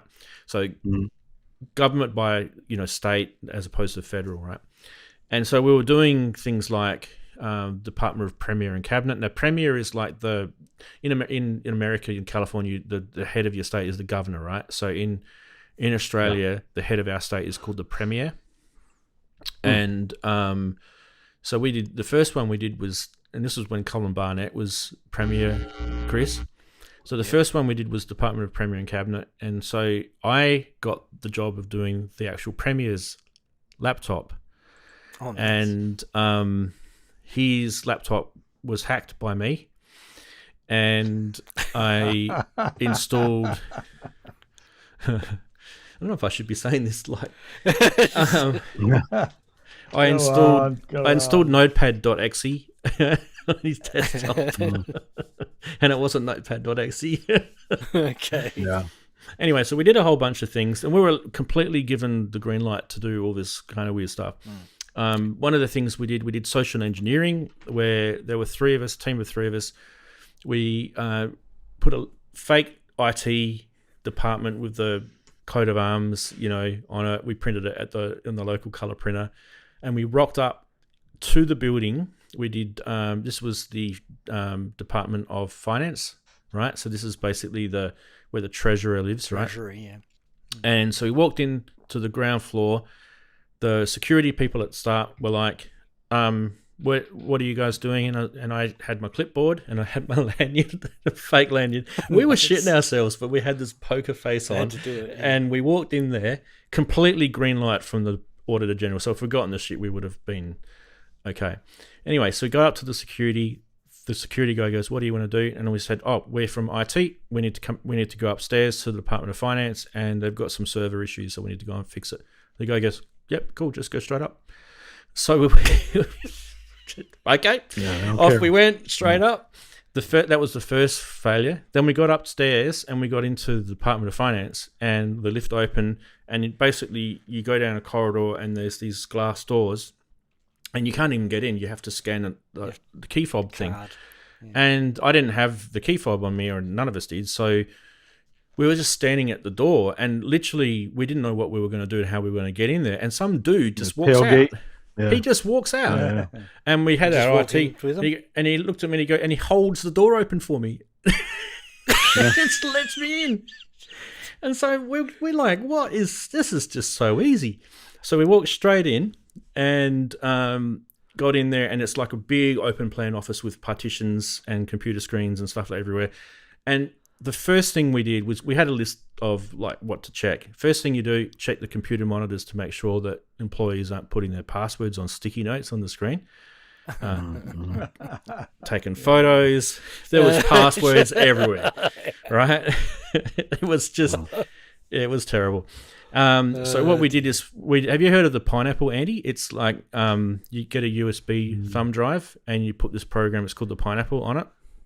And as soon as it's like a Trojan, right? As soon as they chuck it in their computer, it launches the payload and it gains access to the machine, and it sends a whole bunch of stuff back to your little command.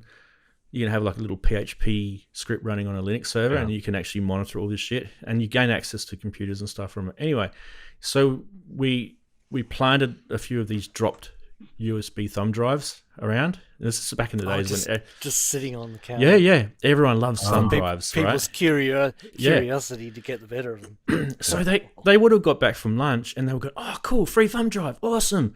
And so they've taken it home and put it on their computer at home. Can't get it any worse for them, honestly. It's like, mate, so many people lost their jobs from us going in. When I worked at a laser company, we had an entire line in a German factory we had go down for a week because of ransomware from somebody put a thumb drive in and hit the whole system. They lost several $1 million from one thumb drive. Wow. Yeah. Well, this thumb drive... We could literally take over people's desktops. And we were getting, like I said, people took them home. We were getting like mums and dads' desktops showing up on this thing. I'm like, it's crazy, you know. Anyway, the third thing that we did, so that was, the first thing was hacking the Premier. The second thing was gaining access to a building. And the third thing we did is, it was coming up to Mother's Day. In Australia, Mother's Day is around, well, it's just been a few weeks ago. It's sort of like the first or second Sunday of May of the month.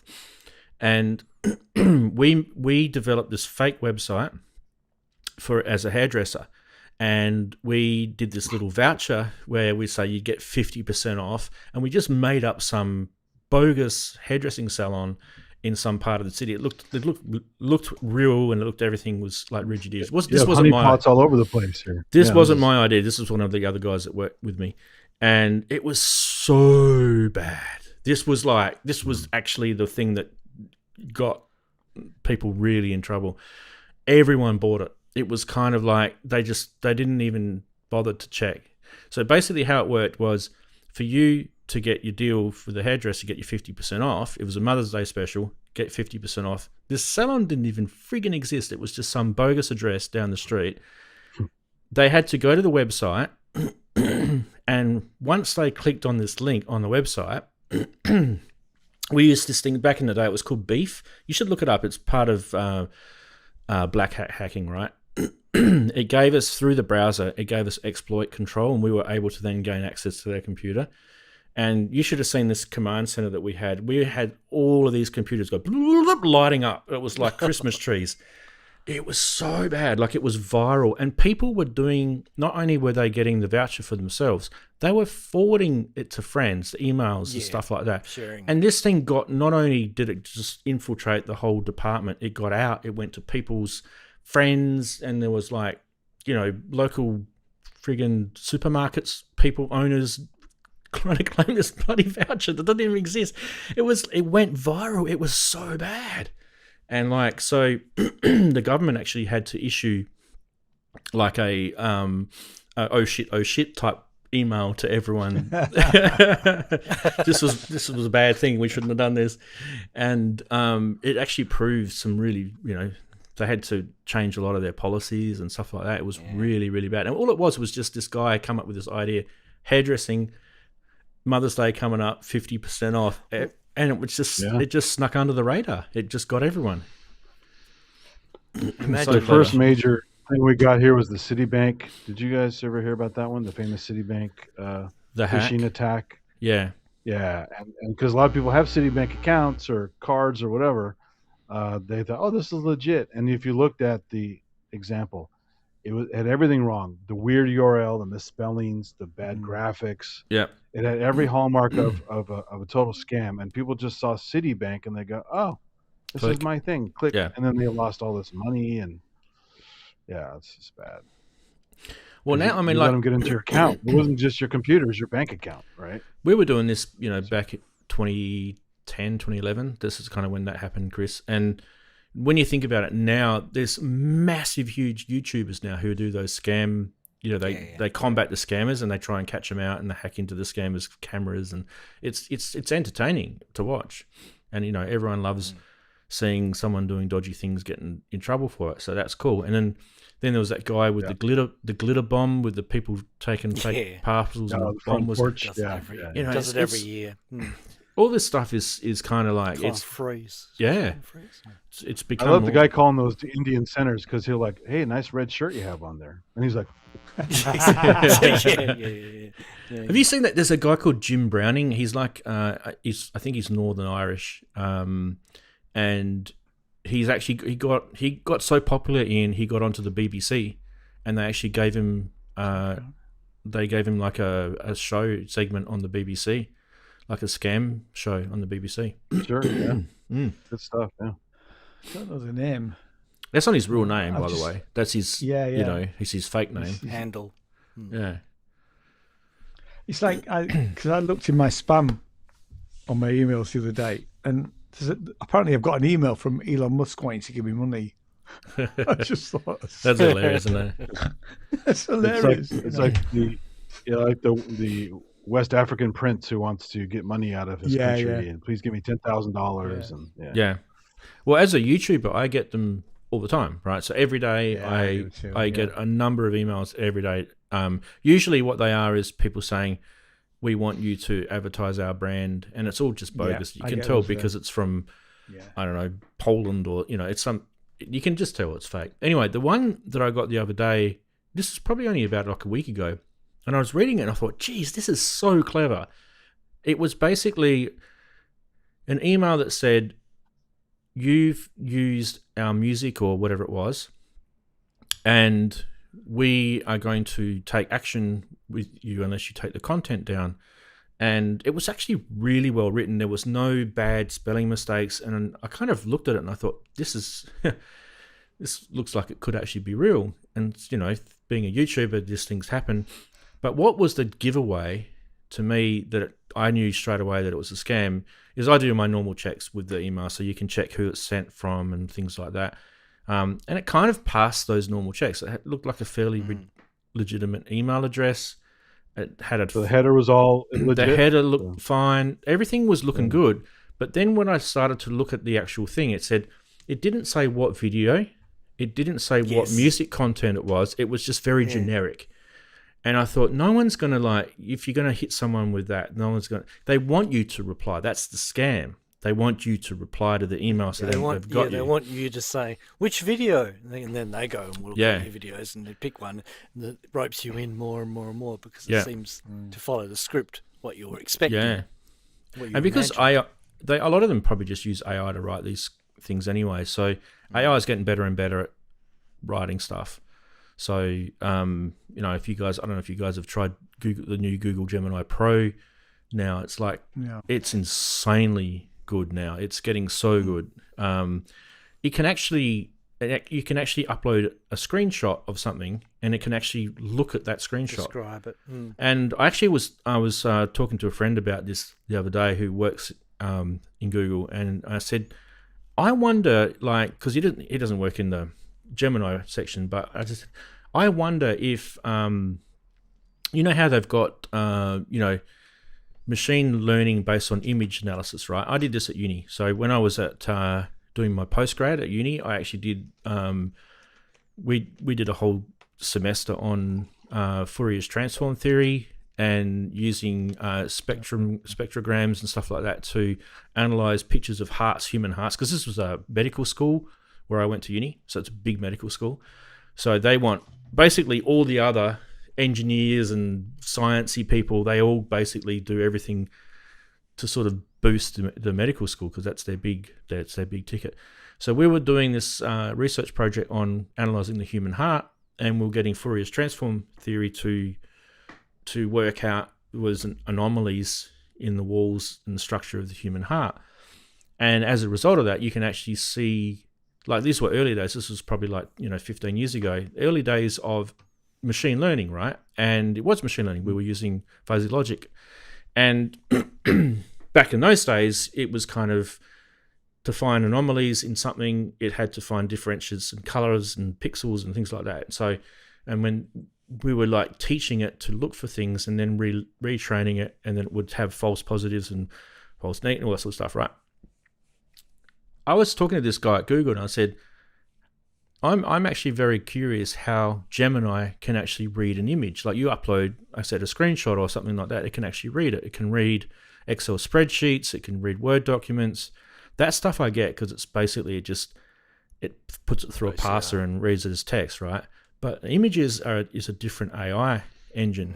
And I said to him, I wonder if it's using Fourier's transform theory. And then it would have like an OCR engine on it to scan text. Yeah. But it's actually really intelligent. Like you could actually, I don't know if you guys have tried it, but upload a photo of a synth and tell it to identify things that aren't like an OCR scan type thing. So get it to tell you if it's an analog or a digital synth maybe, or get it to tell you something that you feel like wouldn't be an OCR sort of situation. Yeah. And it's kind of probably weaker at that. Gemini is at that, but when it does the OCR stuff, it's been around for years. Like scanners, back in the freaking 90s could do OCR scanning, right? So it's not exactly AI, is it? It's just code that's been there forever. But when you think about it, they're getting smart because they're going, right, I can use this tech and put it into AI, and that would be like a suite of tools that it can have now. So I can get it to, so it's got like a language toolkit, it's got an image scanning toolkit, OCR toolkit, it's got parsers for Word documents, Excel spreadsheets, PDFs, it can do all that.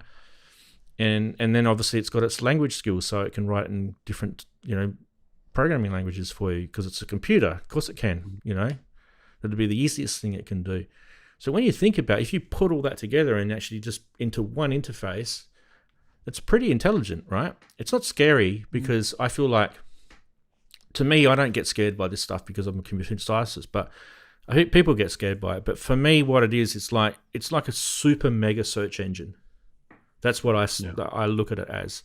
I don't feel like it's like an intelligence really. It's just, it's got access to things quicker and in one central place, and can collate that better than the old-fashioned. Well, the scary thing is what's done with the search information. engine. Yeah, that's the problem. Well, but long before Google had image search, they had this. It's like 10, 12 years ago. There was a thing called TinEye. This guy at Apple showed me, and it's still around. You can check it out. It's a pretty cool little website for looking up doing image searches, and it was really, really good at it. This is like way ahead of its time, and so that stuff's been around a long time, way before they called it AI or large language modeling or whatever. So, yeah. By the way, Chris, your email got put in my spam folder, but thank you. Oh, Let me see. I actually forget to Just check. seen it just now. I forget to check my spam folder, and in a way, I do. Yeah. It's actually it's a good bad habit to have. You know how there's a thing called good bad habits, right? That's a good bad habit to have. You know why? Because if you've got a proper like I use Gmail. So if you've got and the Gmail that I use is the business level one. So it's the G Suite or whatever it's called now. The anti-spam engine that's on the Gmail system, not necessarily, it's the best in the world. It's one of the best though. Should actually be like over the years you've trained it so it's got some sort of algorithm search base that it's cached and stored somewhere in its config for your account. So when emails come in, it goes, okay, he doesn't usually like these promotional type emails, so put them in the spam box. That's what he'll do. Yeah. And the other thing might be is if the sender is from an email in and it hasn't got, say for example, the email server hasn't got all the right security protocols set up with the text entries on the DNS, and I can go into massive details, but there's a whole bunch of things, and it's almost like every couple of years you've got to add a new little tweak to your email server to be able to sort of combat these things. If you have one of these things not set, you will literally, your emails will go straight to spam box every time. And the reason why I know this is because I deal with clients all the time who ring me up and say to me, my clients aren't getting my email, and I'm going to tell them to check their spam box, and they're going, it's there. How do I stop that from happening? And I go, okay, let me check your mail settings. And 90% of them have got Microsoft Exchange or Gmail. That's pretty much the two big ones that we get here in Australia. And they just haven't got their emails set up properly. Whoever IT guys set their emails up originally haven't gone in and set up the security protocols on the domain, on the mail server, and then you set those up properly, guarantee your email goes straight to Ian's inbox without getting flagged as spam or potential problem. We had another problem though, because there's the reputation. These days you have to worry about your company's reputation on the internet, and a lot of those scan and clean tools and like iron mail, preventative mail tools and stuff, they give you a reputation score for your company. And somehow if your company has been caught either by accident or not for having a lower reputation, you can suddenly get all of your email from that domain sent to people's spam boxes no matter what. It's crazy. Wow. I mean, I'm still using the Yahoo for Sinner's Music, although I do have Sinner's Records, which is a Gmail account. I've been using that a lot more, and that's cleaner. But my Yahoo account's really, really old. And same. The spam folder seems to work fine most of the time. My Yahoo account I do forget used to be something before it was Yahoo. I think it used to be GeoCities or something. Do you remember that, GeoCities? That was just the web part of Yahoo. You could have your own web page. I had an old GeoCities that got shut down. Yeah, that's how old mine is. Yes, I had one of them. Yeah. I had a web page. Mine's about that old too. Yeah. So I use that 2004, 2005. I use that to sub to things, because I never check it. I don't just use that. But there's a little hack that I don't know if it's still around, but you used to be able to, with Gmail, you used to be able to put dot in your email address, and you could like Ranzee dot I don't know, Roland, right? Think of something that if you wanted to remember what you subscribe to, you could put this dot in your email address. So it might be Ranzee.Roland@Ranzee.com, and then you'd subscribe to Roland, right? And that would be an easy way for you to remember stuff. And then when the emails come in, you could actually tell Gmail to file these in folders or flag them or whatever, or automatically delete them or whatever you wanted to do. So because it had the incoming email addresses Ranzee.Roland, you could actually tell it to listen for that. So it was actually a pretty clever thing. I don't know if it still does that or not because I haven't checked it for a while. So these things are kind of nice little Remember tools. when Google Mail had to be invited? In order to get one of those accounts, you had to be invited by somebody who's a user. Yeah, I do. That was the old days, yeah. I never had that problem because I think I got onto the Google stuff really early days, and it was before they even had the invite. So I might have even been a beta tester, if I actually remember rightly, for Gmail. Gmail was actually written by accident. I don't know, there's a story about it recently. I read about it. I actually didn't know this. Actually, the guy that they were talking about, I actually know the guy, and he never told me this. But anyway, he wrote it for. They wanted to like fix their Office email or something. So he did this. He wrote this email suite for the Office. This is at Google, early days Google, right? And I don't know. He showed it to someone in management, and they're like, "This is freaking cool! Like, why don't we sell this as a product to the public?" And it turned into Gmail. That's how cool it was. So he literally wrote it for basically a joke, really, at the Office. This guy. I mean, obviously it wasn't as good as what it is today. It's been tweaked and tweaked and tweaked over the years, but it was pretty good when it first launched, you have to admit. Even when it first launched, it was pretty good.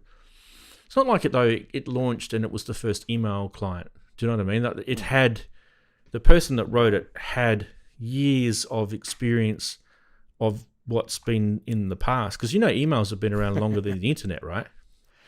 Yeah. Emails were I around remember in before college, you had Gopher, you had FTP, and you had Usenet. That was about it. Yeah, Usenet. So, Yeah. so Usenet's still around. I remember That's great. FTP in a lot of Yeah. stuff. Really. RFC 509. I don't know. We had when I was in the military, we used to have these Unix Mil-spec.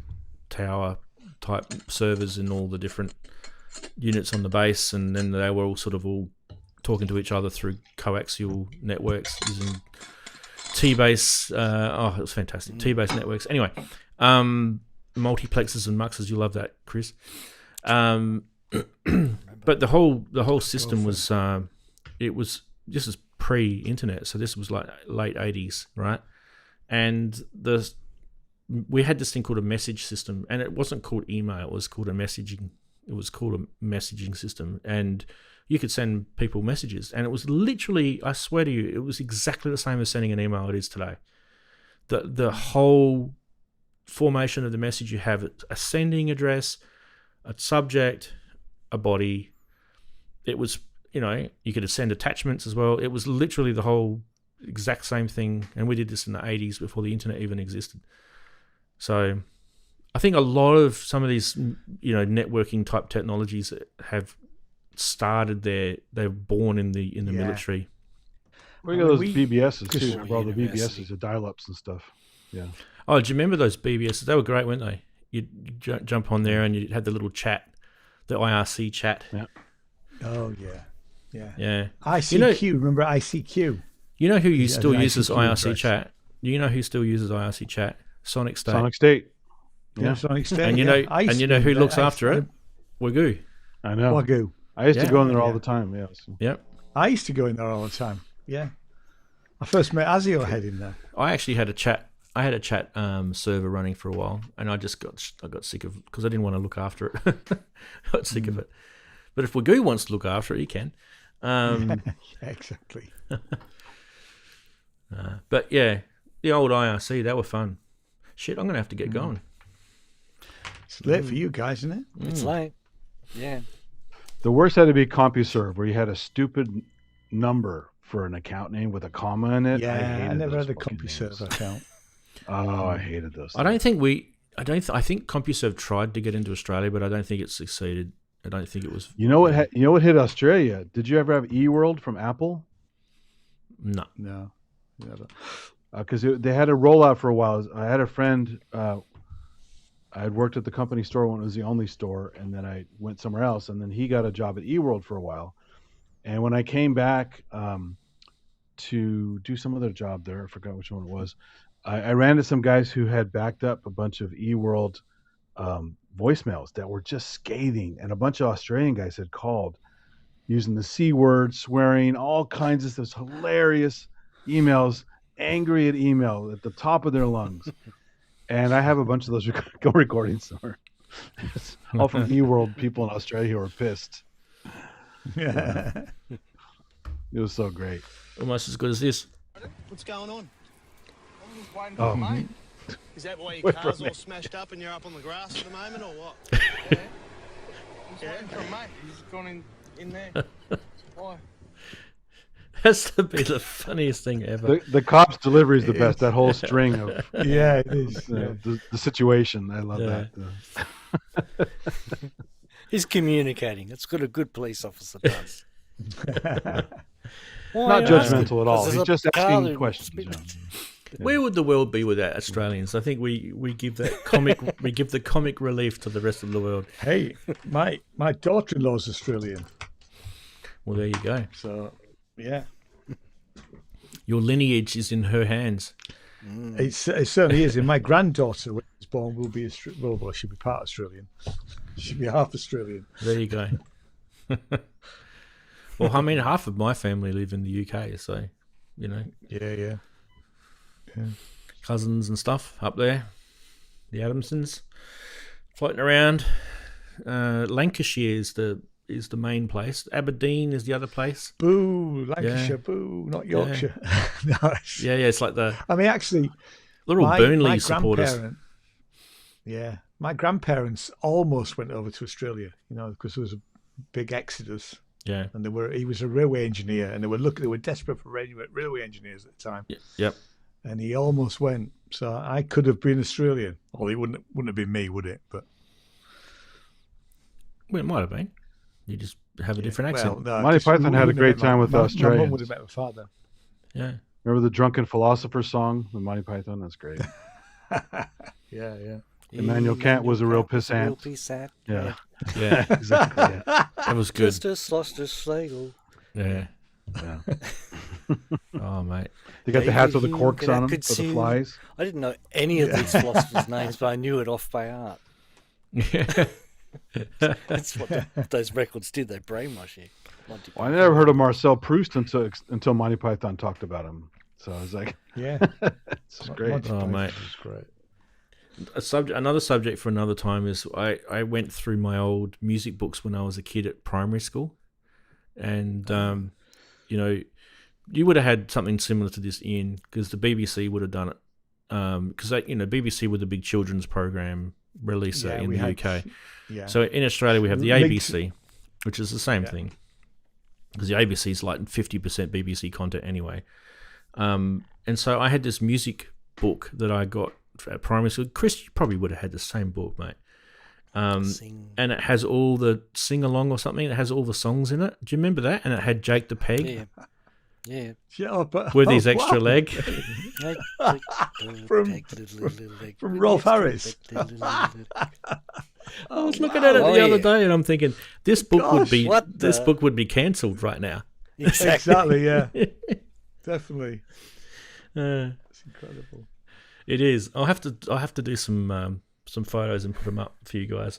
There's some songs in there, and you'd be going, "What the hell?" Like there was a song in there for the Gollywog or something. There was a Gollywog song in there. Oh, and I'm like, "Oh no, this just would not be around." Yeah. There's a lot of cancelled stuff in those old things.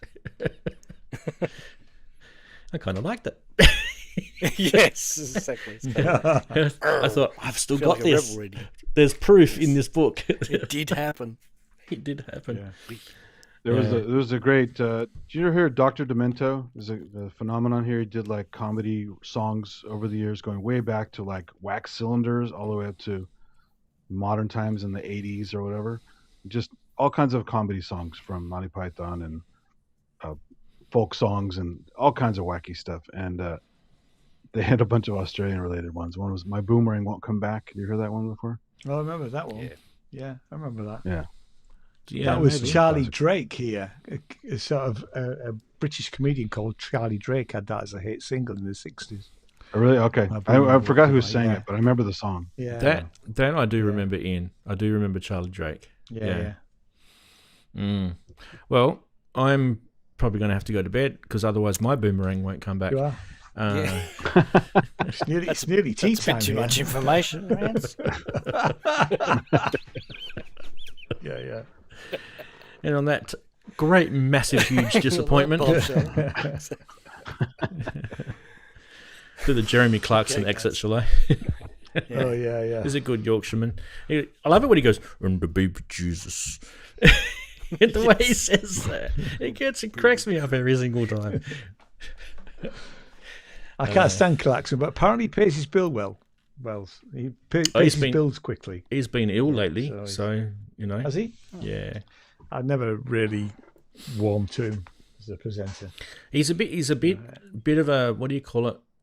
Sharp edge sort of character, isn't he? He is, yeah. He does kind of rub people up. That's what he does, though. He does it. The farm series, though, are really funny because he can take the mickey out of himself, you know, because he's not the best farmer in the world. But those shows are really good.